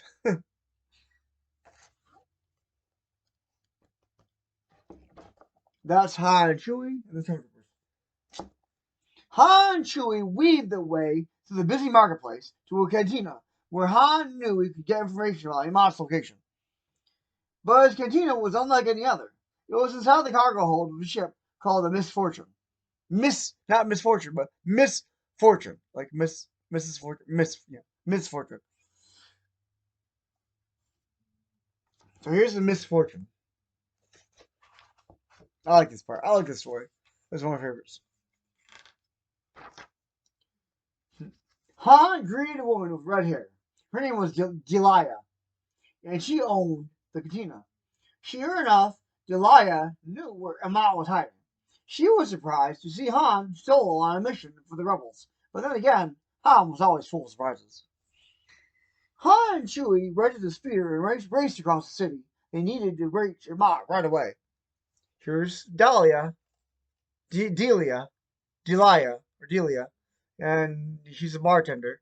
And there's Han and Chewie at the bar, inside the Misfortune.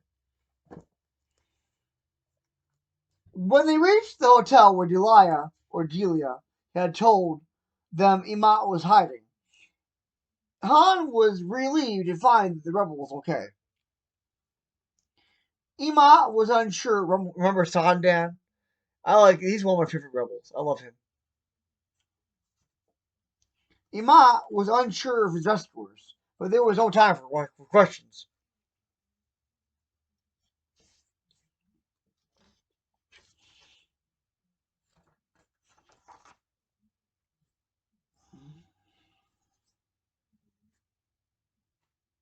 Water.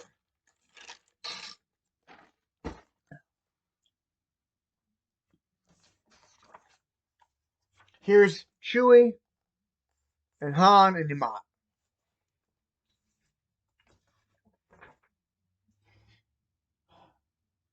The bounty hunters attracted them to the hotel. Chan, Chewie, and Imat battled their way through the building and back to the speeder. They were almost home free. Han could feel it. They just needed to get back to the Falcon. Here's them battling their way to the speeder.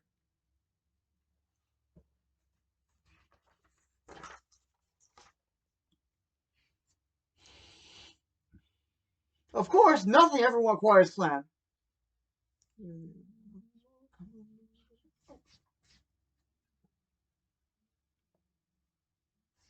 Of course, nothing ever quite as planned. When Han, Chewie, and Imat reached the landing bay, they ran right into a squad of stormtroopers. The Empire had been waiting for them. Han's lies had only gotten them so far. The Imperials realized that the Chewie and Han, not the bounty hunters, were the real rebels, and they were going to take them and Imat away. But Han had an idea, and all it took was a wink at Chewie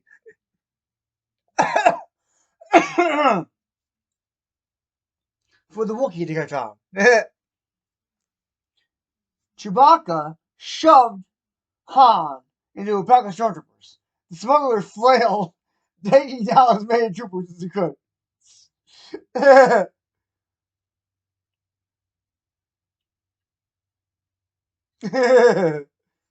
Han pulled his blaster and fired at the generators along the perimeter of the landing bay.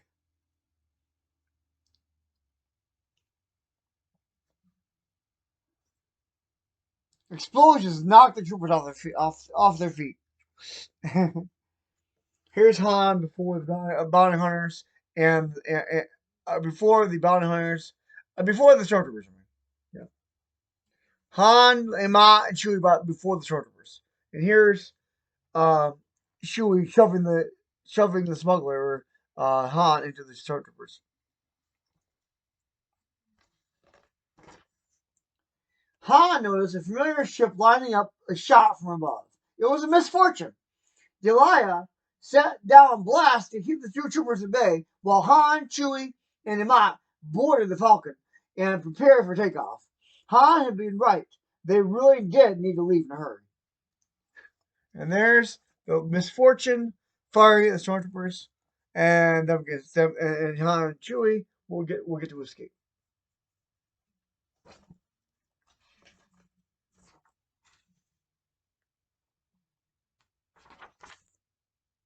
The Falcon roared away from the polluted planet and joined the misfortune in space. An Imperial Star Destroyer was waiting for them, along with a fleet of TIE fighters, whizzing this way and that, pelting space with bright green blasts. The Empire was desperate to stop the rebels at any cost. Well, there's the misfortune and the I gotta bring the misfortune back in a future Star Wars movie. I really do. I got to. And there's the Millennium Falcon, and there's the TIE Fighters, and there's the Star Destroyer. That's a Star Destroyer. Those are TIE Fighters. TIE Fighters. TIE. Twin ion engine fighters. No shields. TIE Fighters. They're deadly.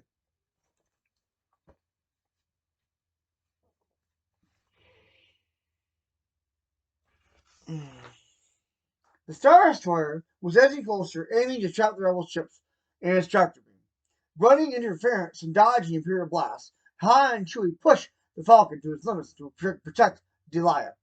After Han saw the misfortune had disappeared into the safety of unknown space, the Millennium Falcon jumped at light speed at the last possible second before the Imperial's tractor beam could latch on.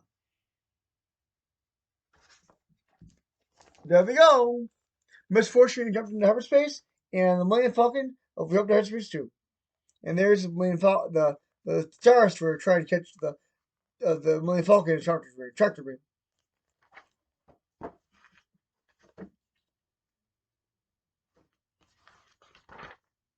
Han and Chewie had completed their mission for their rebellion. They may have been an unlikely pair of rebels, but they were rebels all the same. Ah, Emma.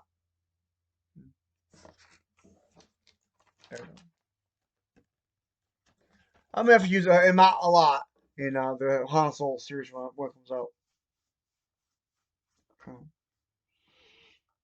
Emma's gonna be one of the regular characters when he later on in his life.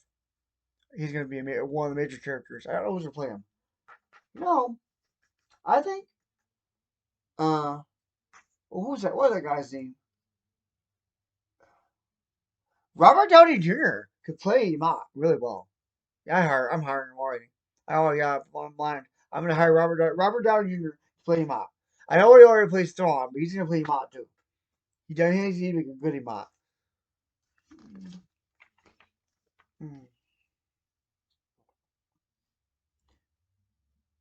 Emma Watson could be the bartender.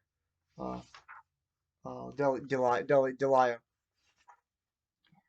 The one who played Kirsten Dunst. Not as Emma Watson, sorry. Kirsten Dunst. I mean, yeah. She make a good. Kirsten Dunst would make a good uh Delia. Alright, the rebellion's biggest heist. Or I could bring them back for. I could bring the two actors back for reunion because in the Iron Man, there was Redhead that could play. The Pepper Potts could play Delia, and I could bring it back for reunion. I could have Emma be a love interest in Delia's life. I definitely will do that. The rebellion's biggest heist. Here's Emma, Chewie, and Han right here. And here's the Millennium Falcon, Star Destroyer, and TIE. My foot feels like it's being twisted on that seat. Like I'm put it now. Oh, shouldn't do that. My leg was in an unnatural position. Okay. It'll heal by itself. My body does heal itself. Jesus heals, and the Father heals, Holy Spirit heals, but the body naturally heals by itself too. Also, it has its own immunity from diseases, especially diseases. Minuscule is one of these diseases that keep on trying to push on us. You know what I mean? Don't do this. Don't get that. And if you can avoid it, don't do this. And please, please, please, for the love of God, don't get this.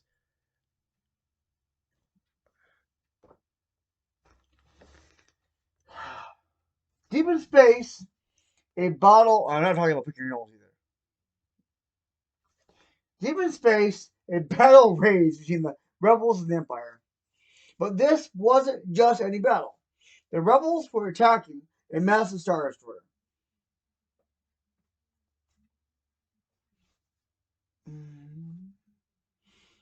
Luke Skywalker, Princess Leia, Han Solo, and Chewbacca desperately needed a large ship to deliver supplies to the rebellion's secret bases. The only ship large enough for the job was the Imperial Star Destroyer, which meant the rebels needed to steal one from the Empire. So they come up with a plan, a very sneaky, dangerous, and crazy plan. Crazy plan. But the rebellion trusted Luke, Leia, Han, and Chewie. Somehow the friends had a way of making even the craziest plans in the galaxy work. Here's another space battle. You already know the players. The first thing the rebels needed was to blast a hole in the side of the Star Destroyer. Han contacted the fleet. Red Squadron, this is the Falcon. We're making another run at it. These are our last proton bombs, Leia told him, so we better make them count. I can't believe I let you talk me into this, Han muttered. He had only recently joined the rebellion, so he was not used to fighting against powerful Imperial battleships. So here's Han, and here's Leia. He was good at escaping him, though. You already had a lot of experience escaping him. Fighting him? That wasn't a whole start. The TIE fighters, he's outrun them lots of times before. But fighting them, that's new for him. The TIE fighters protecting the Star Destroyer fired at the Millennium Falcon. Han swerved to the left. Hold the ship steady, Han, cried Leia. Sorry, I couldn't hear you because I was too busy saving our lives, Han shouted back. More TIE fighters swarmed. Han swerved to the right. Leia was waiting until just the right moment to drop the bombs on the Star Destroyer. We're out of time, Han exclaimed. You have to make the shot now! Bombs away, Leia called. Blast! It was a direct hit. Here. Boom!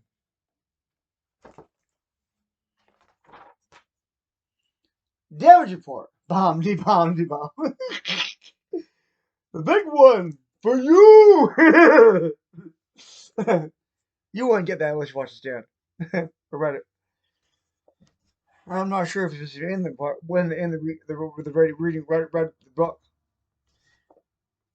The Stand by Stephen King is really good. Damage report, cried the Admiral of the Star Destroyer. The hull is breached, a crew member responded. In Sector 19A. 19, the Dark Tower reference. I don't know if anyone knows, but 19 is a very important number in the Dark Tower series. 19A. 19A? The Admiral gasped, but that's near the main reactor engine. The Admiral contacted his troops. Seal that hole! We cannot let the rebels fire upon the reactor! Out in space, a rebel pilot named Wedge started the second phase of their plan. I'm under heavy fire, he called over his comm. Cover me while I make a run. Here's the Imperial officers talking to themselves, talking to each other.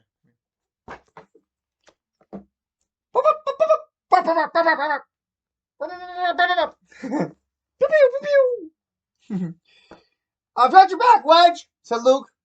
I've got your back, Wedge, said Luke. He blasted the two TIE fighters, zeroing in on his friend. You've got this. Good luck. Wedge zoomed his X-wing straight toward the hole that the Falcon had made in the Star Destroyer. Zap, zap, zap! Torpedoes are in, he announced. I repeat, torpedoes are in. The rebels watched, but nothing happened. Here's that dogfight. Dogfight is when two ships or two planes fight each other in the air.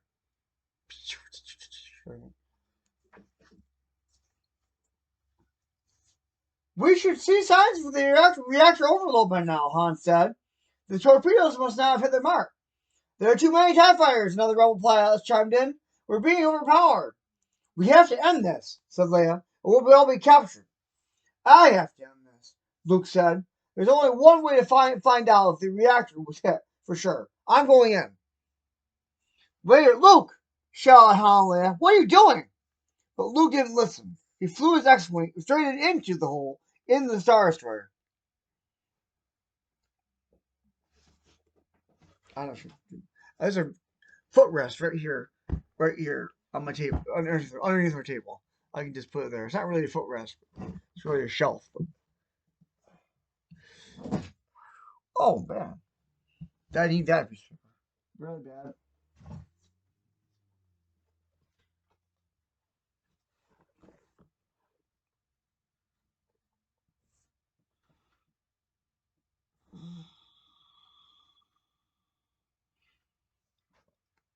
Luke!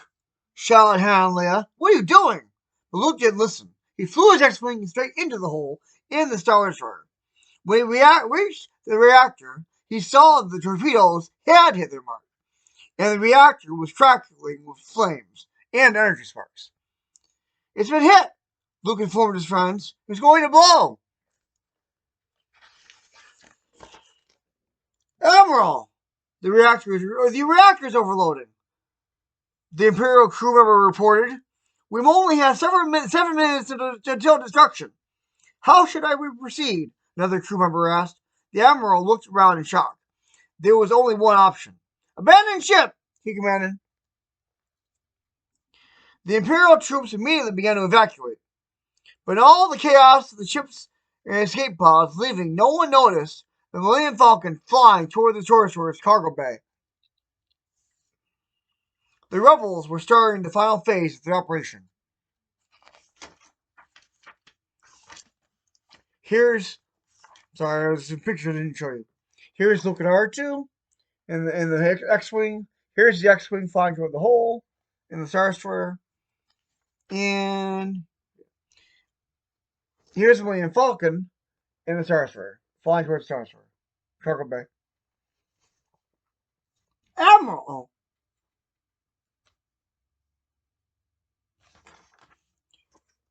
I still say this flight is nuts, Hans said as he ran to the main reactor engine room. We can do it, Leia insisted. All we need to do is eject the reactor into space before it blows up.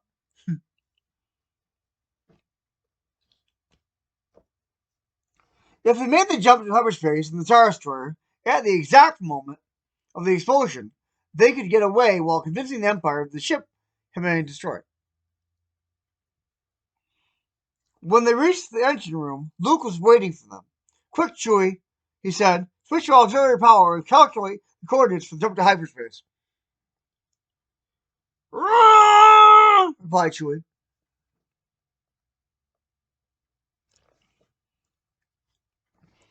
Then Luke and Leia worked furiously to disconnect the reactor from the ship. I can't override the controls, Leia exclaimed. It's not releasing the reactor. Luke took a deep breath. He felt the force flow through him.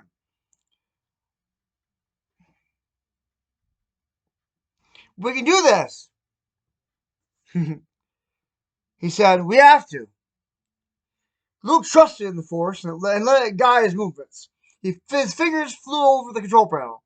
There, he cried. He had successfully released the reactor. He pressed the eject button. Chewie, make the jump now before... Kaboom! The reactor shot into space and exploded into a massive fireball.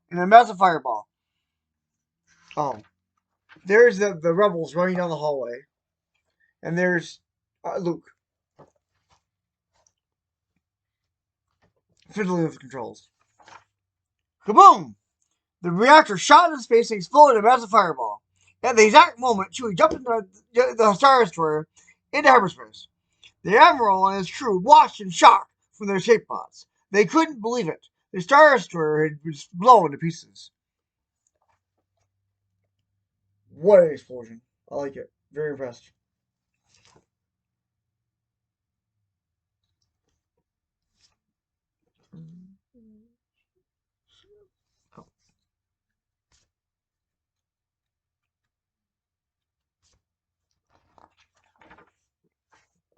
Except that they hadn't.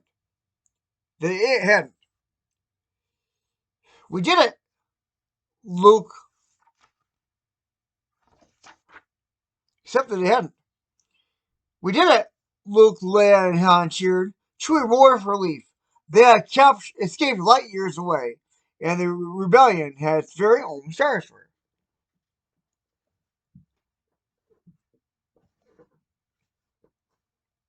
I wouldn't have believed it unless I'd seen it with my own eyes, said Han. And you said our plan was crazy, Leia teased. And you said our plan was crazy, Leia teased. Because it was, Han insisted. Luke smiled. You're right, he said. Just crazy enough to actually work. R2D2 and the Renegade rescue.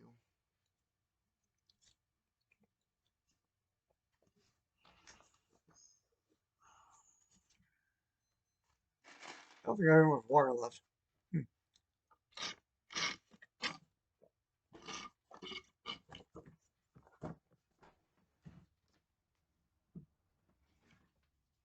not wet. Good. It should be wet. That would be terrible if that was wet. Warm phone. Be right back.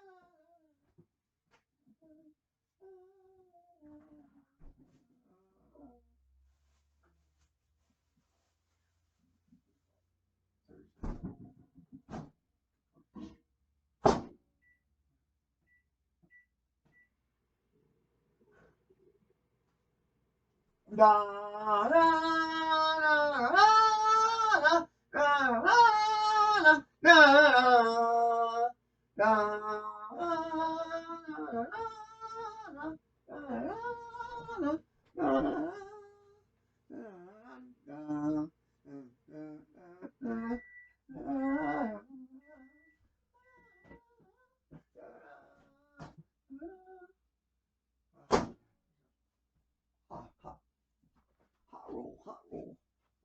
Mm. Hot potato, hot potato, hot potato. Hot potato, hot potato, hot potato, hot potato. You know what? I think I'll open this up and put some vinegar in here. Be right back.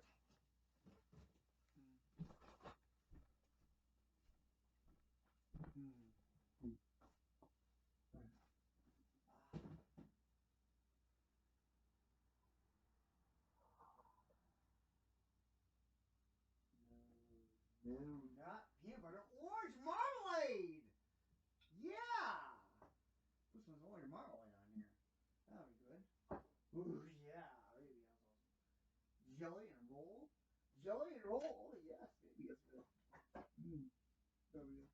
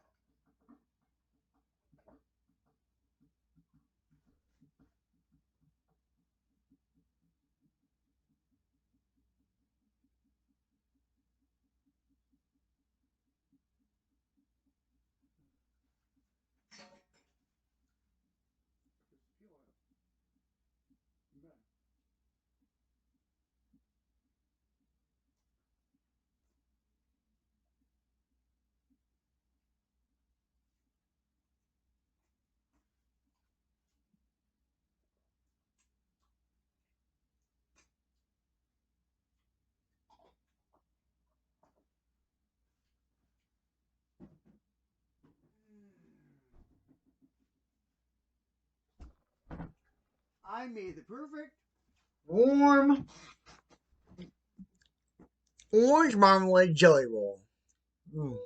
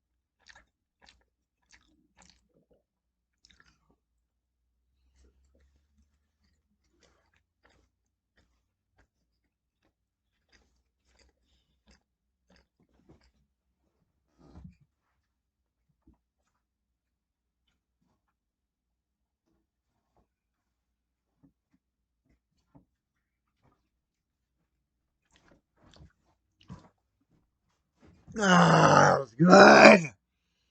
Oh, that was so good. Like that donut I had earlier today. That was good too. That was a good donut. Good hash browns, those good eggs I had, round eggs at McDonald's, hash browns at McDonald's, orange juice I had. I have a lot of orange today. I mean, a lot of orange. I've had Sunny D, I have Tang. I've had Tang, I've had Sunny D, I've had orange marmalade, I have had orange juice. A lot of orange. I've had. That's very orange, man. uh, R2D2. I'm kidding. I didn't think it was. R2D2 and Renegade Rescue. Here's Chewie with the rebels. And here's R2D2 going down the hallway. We're up for stormtroopers in the hallway.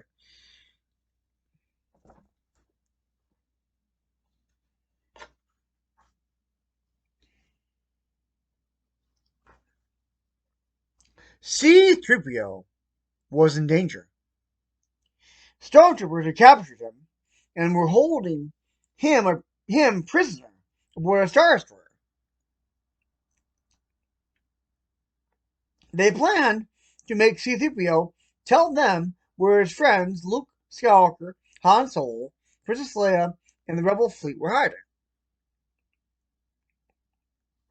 The only thing was, C-3PO didn't know. The stormtroopers had contacted Darth Vader. The droid is useless. He doesn't know where the secret rebel base is. We will scrap it for parts. I beg your pardon. I beg your pardon. I beg your pardon. C-3PO exclaimed. I am quite an important figure to the Rebel Alliance. My friends simply will not rest until I am safe. C-3PO hoped help was on the way, and fast.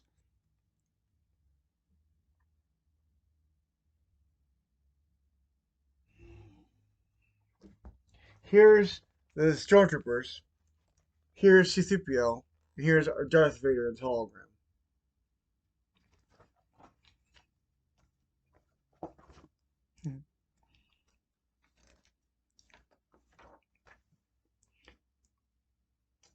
Help was on the way, but not from whom C-3PO expected. R2-D2 had stolen an X-Wing and charted a course for the Star Destroyer, where C-3PO was being held captive. Once there, he shut down all the power to make it look like his ship was drifting in space.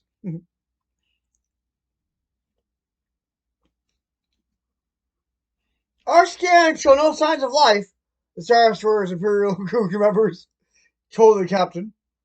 Bring it on board, the captain ordered, and might have information about the rebel fleet's hiding places. Big mistake. R2-D2's trick had worked. As soon as R2-D2's ship was docked in the cargo bay, stormtroopers surrounded it. How was one little droid going to get past some of the guards? The stormtroopers no contact with their captain. Looks like there's nothing on board the ship except a droid. What should we do? Take it apart. Scan its memory banks. The captain ordered from the control room. Now R2-D2 is really in trouble. Quick as a flash, R2-D2 stunned the stormtroopers for examining him. Oh, here's R2's stolen X-Wing, and here's R2 of the Stormtroopers.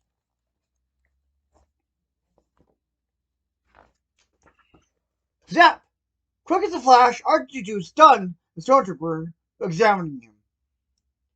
What the? Exclaimed the others. The droid is attacking! Blast it!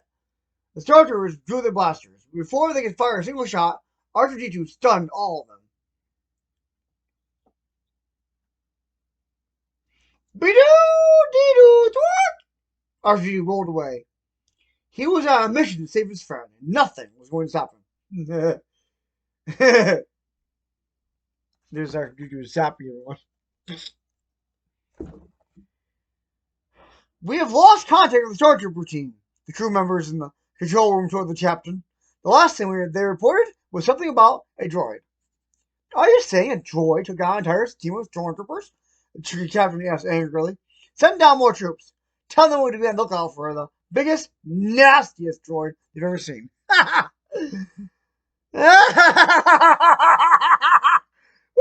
I love this. Oh, I think this is my favorite story of this book so far. I love R2D2. Yeah. Thankfully, R2D2 did not look big or nasty. R2D2 looked small and harmless. So he was able to roll past many stormtroopers without raising suspicion. But while R2D2 was small, he was far from harmless.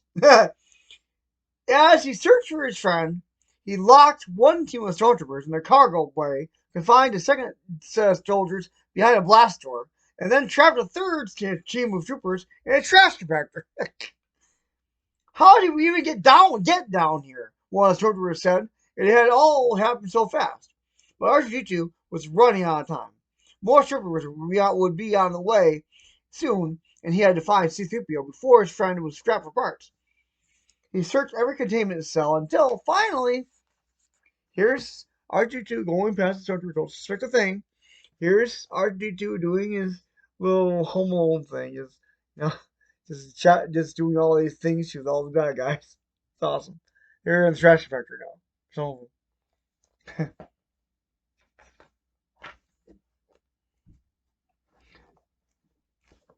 about time! C-3PO cried when R2D2 opened the door to his cell. Two Imperial droids hovered over him, about to dismantle him. What took you so long? What took you so long? C-3PO asked. But R2D2 didn't reply. He just rolled to the side. Where do you think you're going? C-3PO explained as he struggled against his restraints. You're supposed to save me. Whiz! Zap! Fizz! The stormtroopers chasing R2D2 entered the cell and opened fire. But they hit the interrogation droids by mistake. R2D2 and C-3PO were able to sneak away in all confusion. Here's the interrogation droids.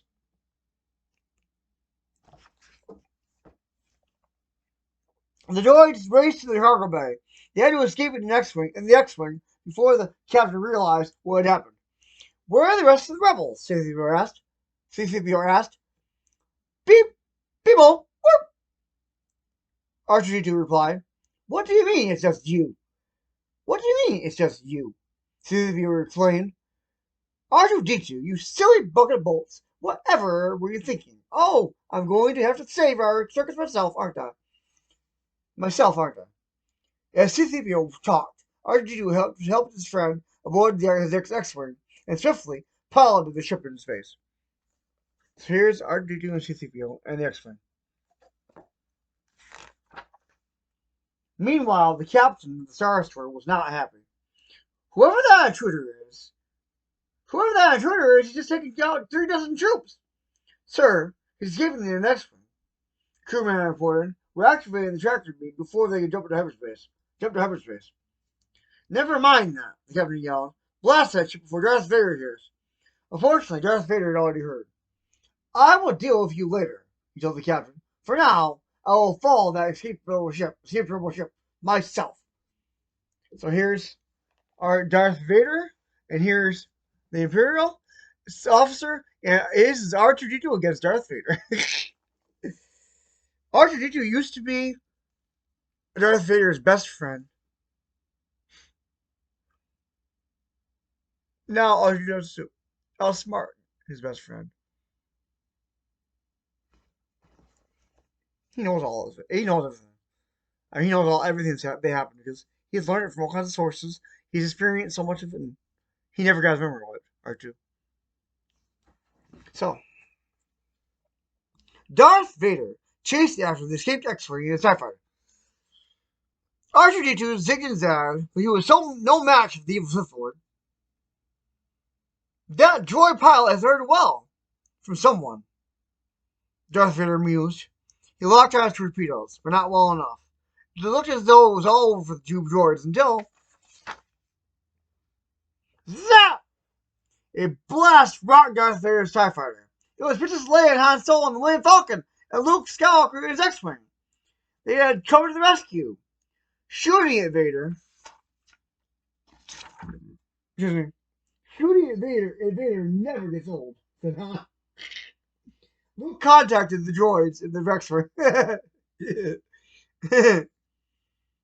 Luke contacted the droids in the X-Wing.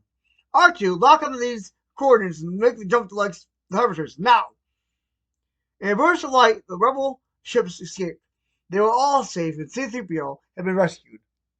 I love that story. I love it. That was one of my favorites. That was one of my favorites. The other one was Wolf Dolly and his name. Emma, yeah.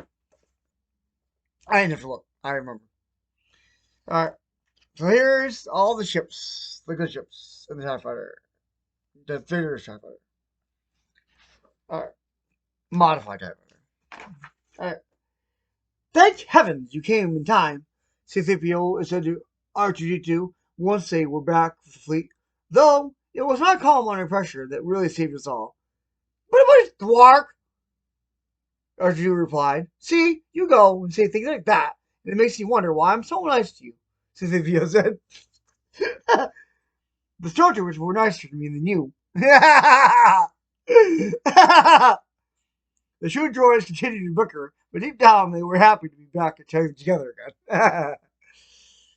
Here's C-3PO, here's R2-D2. Bickering. Lando's big score.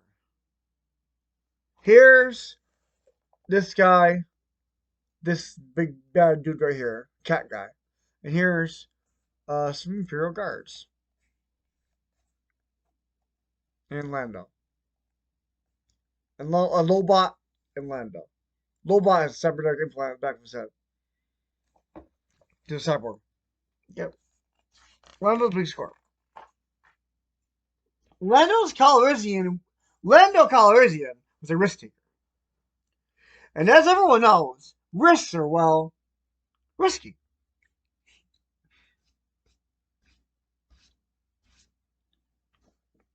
Sometimes things work out and the risk pays off. But then again, sometimes, perhaps even most times, things don't work out and the risk taker has to deal with the consequences. Lando Calrissian always believed a risk would pay off, though. If we take this job for Torin, we can wipe out all our debt, Lando said sadly. Torin was Papa Torin, a notorious crime lord. The job was to steal a spaceship. Simple, right? Lando's partner, Lobot, wasn't so sure.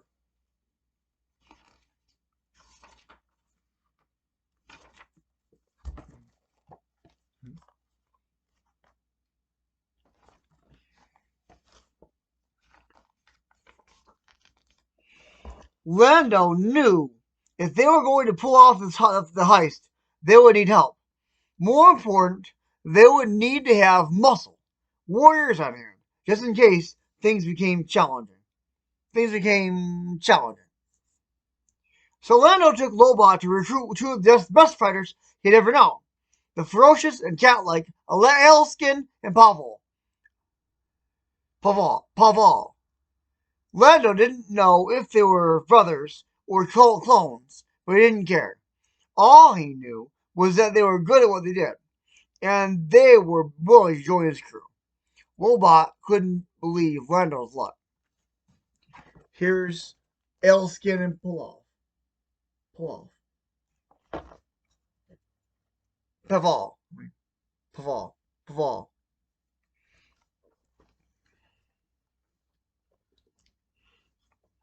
There was one more person Lando needed to pull off the new mission. An old friend named Corrin, who was a former professor at an important university. Well, friend probably wasn't the right word. There's nothing you can say that would make me work for girding Basque like you ever again, said Corrin, pointing a blaster at Lando and Lobot. But then Lando explained the job. They weren't stealing any old ship. Papa Torrin had heard that this specific ship belonged to an art collector. It was sure to be full of rare and, Lando hoped, priceless artifacts. Lando needed a Corrin to help identify the loot, and unfortunately, Corrin loved relics.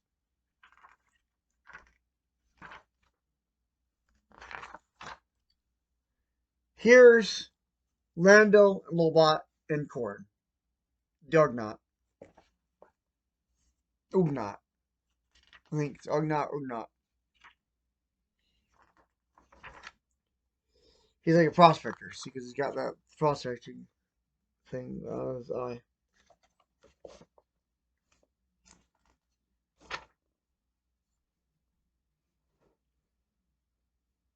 With his team assembled, Lando was ready to execute their plan. The first stop was the Sayonara Fleet Systems Orbital Shipyard, CC-24, where the ship was docked. It was a place that repaired starships. It was also operated by the Empire. Using special spacesuits, the team drifted down to the shipyard. Getting in will be easy, Lando said. Getting in will be easy, Lando said. Lobot rolled his eyes. Whenever Lando said something was going to be easy, that meant it was going to be extremely hard.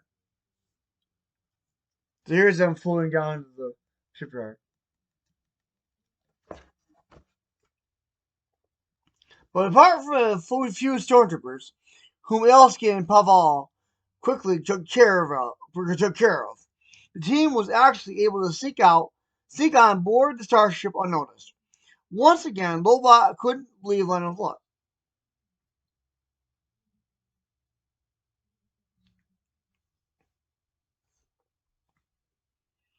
Before anyone in the shipyard even knew what was happening, Lando had fired up the ship and they were zooming off in open space. Woo! Woohoo! Shouted Lando. Easy money! Easy money! I'll believe it when I see it, said Lobot. Lobot just wanted to get as far away from the shipyard as possible, but then he saw what was waiting for them out in space. Here's the space station. Here's the ship. Space station, ship.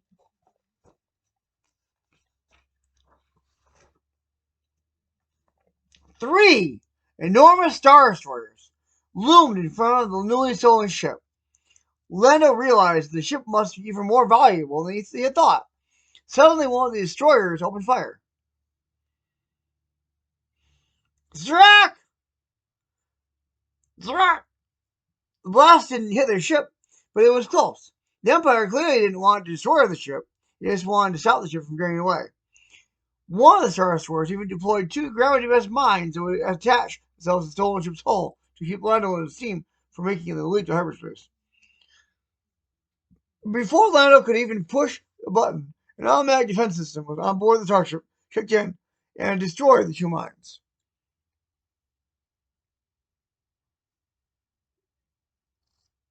Lando really liked that ship. To be continued in part 2, which I'll make today, later. Later today. Alright. Okay.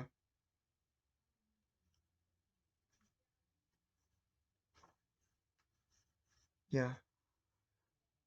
Well, have a good day. Have a good evening. May the force be with you. Or morning, wherever you are right now. Bye. God bless. Ciao.